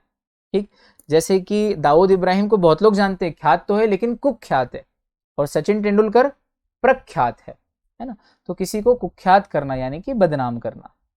ठीक, अब बदनाम किया मतलब किसी व्यक्ति के सम्मान मान सम्मान होता है ना, किसी व्यक्ति का मान, मेरा भी एक मान सम्मान है, अपना स्वाभिमान है, तो किसी के मान की हानि करना, हानि यानी लॉस कर देना, बदनाम करना मतलब उसके मान की हानि कर देना, इसलिए हम इसे कहते हैं मान हानि, सरल हिंदी में डिफेमेशन यानी मान हानि। ऐसे लॉजिकली वर्ड का मीनिंग निकालना चाहिए। ठीक, तो डी प्लस फेम और इसका नाउन बनाएंगे तो फेमेशन, तो डिफेमेशन। चलो, यानी कि किसी व्यक्ति की रेपुटेशन पे अटैक करना। एनी एक्शन, कोई भी एक्शन या वर्ड्स, चाहे वो स्पोकन हो या रिटन हो या वीडियो वगैरह या किसी भी तरह से एक्सप्रेस करना जिससे किसी व्यक्ति की रेपुटेशन नेगेटिवली इफेक्ट होती हो, उसे हम डिफेमेशन कहते हैं। आसान है। डिफेमेशन की डेफिनेशन क्या है? Defamation is the publication of a statement, कोई भी स्टेटमेंट पब्लिश करना जिससे किसी व्यक्ति की राइट, जो जमाने में राइट थिंकिंग है उसके प्रति जो एस्टिमेशन है लोगों का कि अच्छा आदमी है, वो लोअर होता हो, lower a person in the estimation of right thinking members of society generally, और विच टेंड्स टू मेक देम शन और अवॉइड दैट पर्सन। शन यानी उस व्यक्ति की निंदा करें या उस व्यक्ति का बहिष्कार करें, यानी कि जो सोसाइटी के अच्छे सोचने वाले लोग हैं, right thinking members of the society generally, जो सोसाइटी के अच्छी सोच रखने वाले अच्छे लोग हैं, उन अच्छे लोगों की निगाह में अगर उसका बहिष्कार हो जाए या वो अवॉइड करने लग जाएं, या उस व्यक्ति का जो एस्टिमेशन यानी कि रेपुटेशन है, वो रेपुटेशन अगर अच्छे लोगों की निगाह में लोअर हो जाए, लोअर यानी कम हो जाए, ऐसा कोई पब्लिकेशन ऑफ स्टेटमेंट, ऐसा कोई स्टेटमेंट आप अगर छापते हो, बोलते हो, वीडियो रिकॉर्ड करते हो, तो उसे हम डिफेमेशन कहते हैं। आया समझ? ठीक, तो ये जो वर्ड्स हैं ये भी आपको पढ़ना आ गए, लॉक है ना, कितने प्यारे शब्द हैं जिनको हमने कितने अच्छे तरीके से खोल खोल के समझ लिया है। डेफिनेशन तो समझ में आनी चाहिए ना यार, लिखने में भी मजा आता है लॉ में, लिखने या पढ़ने में कभी। डिफेमेशन के प्रकार, चलो भाई, डिफेमेशन 3 प्रकार के होते हैं वैसे, पर मेनली 2 प्रकार के होते हैं। एक तीसरा प्रकार होता है इन्यूएंडो, मैं लिख देता हूं आपके लिए, वो मैंने क्लास में भी पढ़ाया था आपको। Innuendo, innuendo means indirect defamation, indirect defamation. अब देखो, पहले अपन तीनों समझ लेते हैं। पहला है लिबेल, दूसरा है स्लैंडर और तीसरा है इन्यूएंडो। ठीक है, लिबेल, स्लैंडर और इन्यूएंडो। अब देखो, लिबेल का अर्थ क्या होता है? परमानेंट फॉर्म का जो डिफेमेशन होता है, permanent form, written words, pictures, कहीं पत्थर में उकेर के लिख दिया है ना, तो पेपर में छाप दिया, मैगजीन में छाप दिया, अब वो 30 साल बाद भी किसी के हाथ में मैगजीन मिलेगी तो वो लिखा हुआ पढ़ लेगा, अच्छा रामलाल जी खराब आदमी थे, चरित्रहीन व्यक्ति थे, जबकि रामलाल जी नाम ही राम है भैया, वो अच्छा आदमी था, चरित्रवान था, पर आपने झूठ छाप दिया, तो ये क्या हो गया? डिफेमेशन परमानेंट फॉर्म में। ठीक, और मैंने किसी को ओरली बोला कि अरे वो गौरी, वो तो बदनाम लड़की है, वो रागिनी बदनाम लड़की है। अरे भाई, वो गौरी और रागिनी अच्छी लड़कियां हैं, मैं गलत व्यक्ति हूं जो उनकी बुराई कर रहा हूं। ठीक, तो ऐसा नहीं करना है किसी भी व्यक्ति के खिलाफ, अपने को गलत बात, अच्छी अपने को पता भी हो गलत है तो भी नहीं बोलना चाहिए, तो जब नहीं पता हो या झूठ बात हो तो कहना ही नहीं चाहिए। आ रही ना बात समझ में? तो भैया जो टेम्परेरी फॉर्म में होता है, टेम्परेरी फॉर्म में किसी व्यक्ति को स्पोकन वर्ड्स या जेस्चर्स, अरे वो ये जेस्चर्स हैं, पागल है, मूर्ख है, तो ये जो जेस्चर्स या स्पोकन वर्ड्स में जब आप किसी को डिफेम करते हो तो उसको स्लैंडर बोलते हैं। और जब आप किसी को रिटन वर्ड्स या पिक्चर जो कि बहुत परमानेंट फॉर्म का है, आज सालों तक कोई व्यक्ति डिफेम होता रहेगा, इस तरह के डिफेमेशन को लिबेल बोलते हैं। अब देखो, लिबेल परमानेंट है, स्लैंडर टेम्परेरी है, इसका मैं आपको देता हूं ट्रिक, बहुत आसान है। लिबेल परमानेंट, स्लैंडर टेम्परेरी। अब देखो, डिक्शनरी में एल पहले आता है कि एस, इन दोनों में, तो LMNOPQRS, एल पहले आता है, और इन दोनों में चेक करो पी और टी में क्या पहले आता है, PQRST, पी पहले आता है। तो डिक्शनरी में एल पहले आता है तो उसको पहले वाले के साथ जोड़ो, एल को पी के साथ जोड़ो और एस को टी के साथ जोड़ो, ये याद हो गया आपको जीवन भर के लिए। पहले वाले एक साथ, बाद वाले एक साथ, डिक्शनरी में जो वर्ड्स पहले आते हैं उनको एक साथ रख दो। तो लिबेल और परमानेंट दोनों पहले आते हैं, इसलिए libel is permanent kind of defamation. Slander का एस और टेम्परेरी का टी बाद में आते हैं, इसलिए slander is a temporary form of defamation. Perfectly समझ में आ गया, आया ना मजा। और इन्यूएंडो का अर्थ होता है इनडायरेक्ट फॉर्म ऑफ डिफेमेशन। जैसे मैंने कहा कि भाई दुनिया में दो ही तरह के लोग होते हैं, एक तो होते हैं चरित्रवान लोग और दूसरे चरित्रहीन लोग। और हमारे जो ये सामने बैठे हैं मिस्टर राज, ये पहली कैटेगरी में तो नहीं आते हैं। अब मैंने उनको चरित्रहीन अपने शब्दों से बोला क्या? नहीं। डायरेक्टली बोला क्या कि वो चरित्रहीन है? नहीं बोला। लेकिन फिर भी ये डिफेमेशन हो गया। क्यों? इनडायरेक्टली बोला मैंने। भाई मैंने तो चरित्रहीन नहीं बोला, लेकिन आपके जो शब्द थे उससे क्लियर कट इनडायरेक्टली समझ में आ गया कि आप उनको चरित्रहीन बोलना चाह रहे हो। तो ये क्या हो गया? इन्यूएंडो। आगे समझ। तो लिबेल, स्लैंडर और इन्यूएंडो। परफेक्ट, ठीक। और ये क्रिमिनल ऑफेंस भी होता है, आईपीसी में भी डिफेमेशन है, क्रिमिनल डिफेमेशन। लेकिन इन जनरल छोटे मोटे लेवल पे हम टॉर्ट में भी ले लेते हैं। इंडिया में तो हम मोस्टली डिफेमेशन को क्रिमिनल ऑफेंस में ही लेते हैं, ठीक।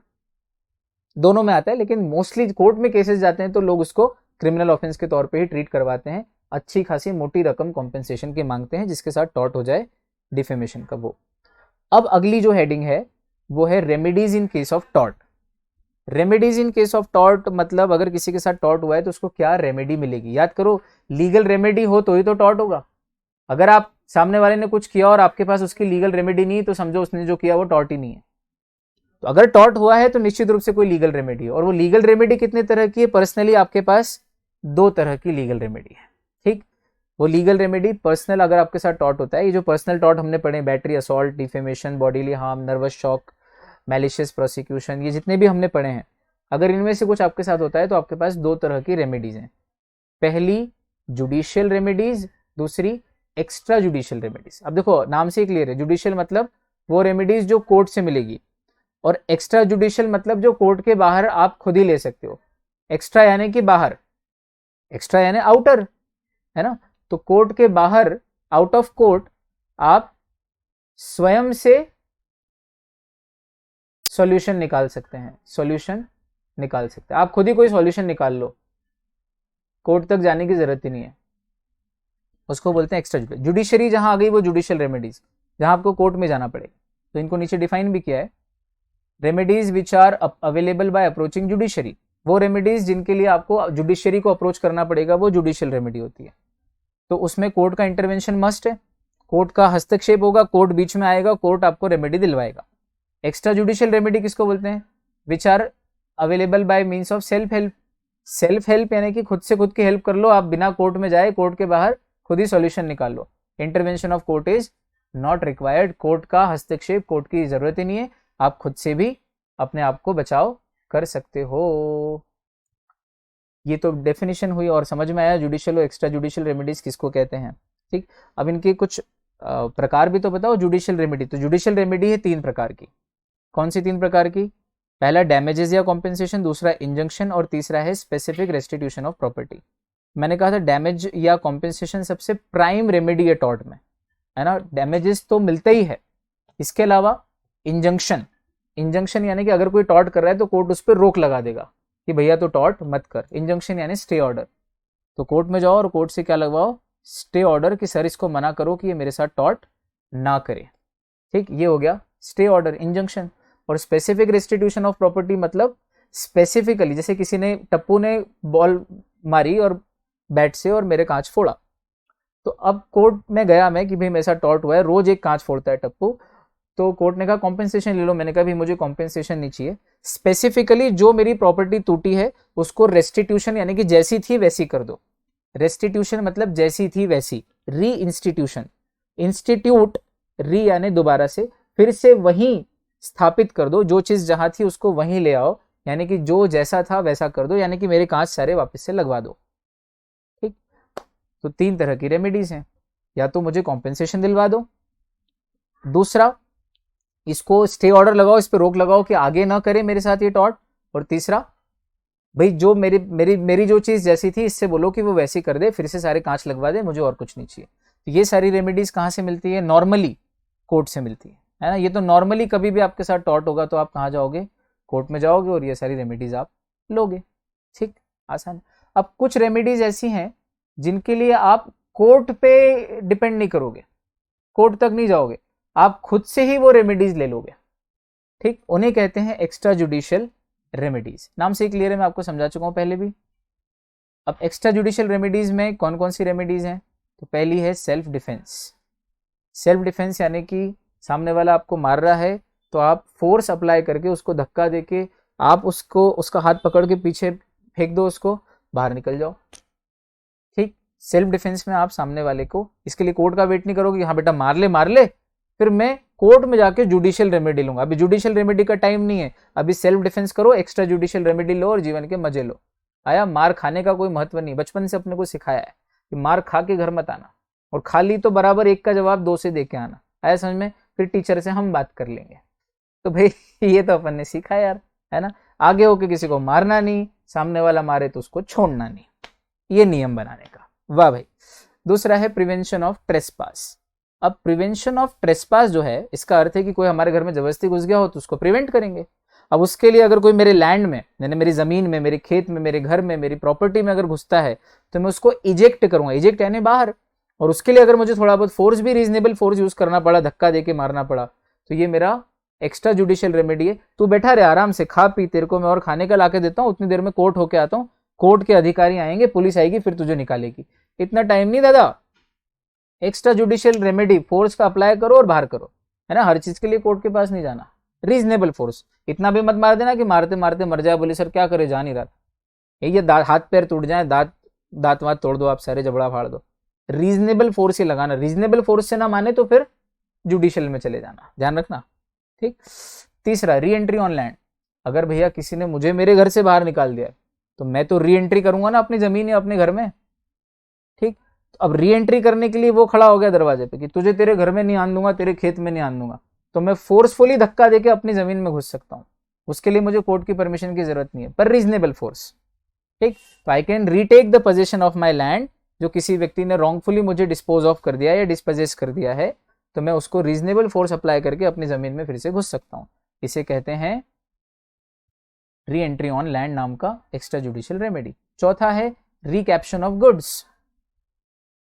रिकैप्शन यानी मेरे गुड्स कोई व्यक्ति छीन के ले गया, जैसे मेरा मोबाइल मेरे हाथ में था, कोई चुरा के भागने लगा, तो मैं भी दौड़ा और उसको पकड़ा और उससे मोबाइल खींचा नहीं दे रहा था तो एक चांटा लगाया और खींच लिया। री यानी दोबारा, कैप्शन यानी लेना, अपने गुड्स को दोबारा अपने पास लेना by use of reasonable and, पहले तो पीसफुल तरीके से, फिर भी नहीं मान रहे तो रीजनेबल फोर्स लगा के अपने गुड्स ले सकता हूँ।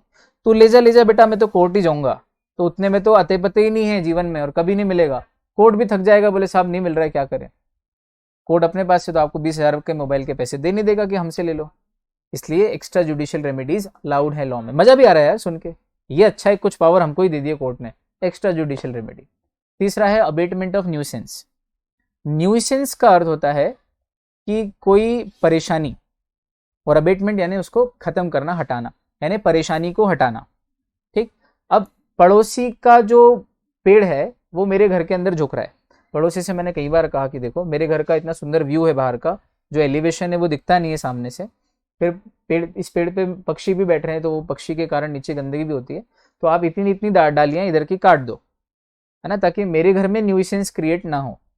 तो पड़ोसी से कई बार बोला, अब मेरे यहाँ हो रहा है न्यूसेंस यानी परेशानी, है ना, नुकसान नहीं, न्यूसेंस परेशानी, और मैं चाहता हूँ कि वो सामने वाला खुद ही कर दे अपने पेड़ को ठीक से कटिंग वटिंग, नहीं मान रहा है वो।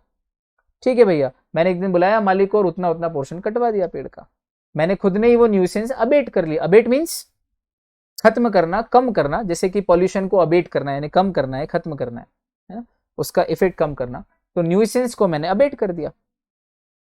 अब वो कोर्ट में नहीं जाएगा मेरे खिलाफ, क्यों? क्योंकि वो टॉर्ट कर रहा था भाई, मेरे को रोज परेशान कर रहा था, और फिर अब मैं इसके लिए कोर्ट तो जाऊंगा नहीं इतने से के लिए कि कोर्ट का अधिकारी आएगा और वो काटेगा। कुछ चीजें तो मैं खुद ही कर सकता हूँ, मैंने खुद नहीं कर दी, अबेटमेंट ऑफ न्यूसेंस आया। अगला है जी डिस्ट्रेस डैमेज फीसेंट। अब डिस्ट्रेस डैमेज फीसेंट का क्या अर्थ है? डैमेज फीसेंट मतलब जिसने मुझे डैमेज किया है। ठीक, तो जिसने मुझे डैमेज किया उसी को मैं डिस्ट्रेस कर दूं, डिस्ट्रेस यानी परेशान कर दूं। देखना, डिस्ट्रेस डैमेज फीसेंट, डिस्ट्रेस यानी कि उसी को मैं कष्ट पहुंचा दूं, डिस्ट्रेस मीन्स कष्ट पहुंचा दूं, किसको? जिसने मुझे डैमेज किया है, डैमेज फीसेंट को। इसका अर्थ है कि वो चीजें डिटेन कर लेना जो मुझे डैमेज कर रही है।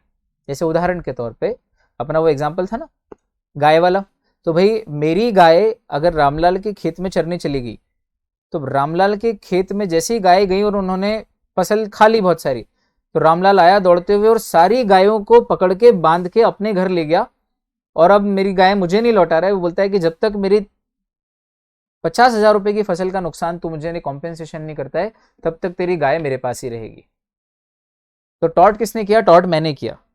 भाई मैंने मेरी गाय छोड़ दी उसके खेत में, तो जब डैमेज फीसेंट मैं हूं, तो रामलाल के पास क्या एक्स्ट्रा जुडिशियल रेमेडी है? कोर्ट में जाने के बजाय वो मुझे ही डिस्ट्रेस कर सकता है ना, कि मेरे सिर पे उल्टे बांस बरेली को, कहावत सुनी हिंदी में, कि मैं चला था उसको परेशान करने, उल्टा मैं ही परेशान हो गया। अब मेरी गाय बैल उसके यहाँ है, अब वो दे ही नहीं रहा है मेरे को, अब मैं परेशान हो गया कि साला गाय बैल अपनी अटक गई वहां पे। ऐसा क्यों करा? मैंने उसको परेशान करने के लिए जानबूझ के गाय छोड़ दी थी। आया समझ में? तो distress damage feasant means to detain things which are doing damage. Therefore, an occupier of a land may lawfully detain cattle or other things on his land doing damage until the compensation is paid. ये लिखा हुआ है, बेहतरीन तरीके से समझ में आया यार। तो we have completed revision of yet another chapter and we are doing it at the best possible level that we can. हमने इसको awesome revision series नाम दिया है, and it indeed is an awesome revision. पूरे एक एक point को हम समझते हुए कंप्लीट रिवीजन के साथ आगे बढ़ रहे हैं। ये बहुत काम आएगा आपको रिवीजन। आप लोगों ने बहुत प्रेम से सुना, अनुग्रहित हूं। फिर आपसे मिलूंगा, तब तक के लिए bye bye, take care and keep smiling all of you. Thank you so much.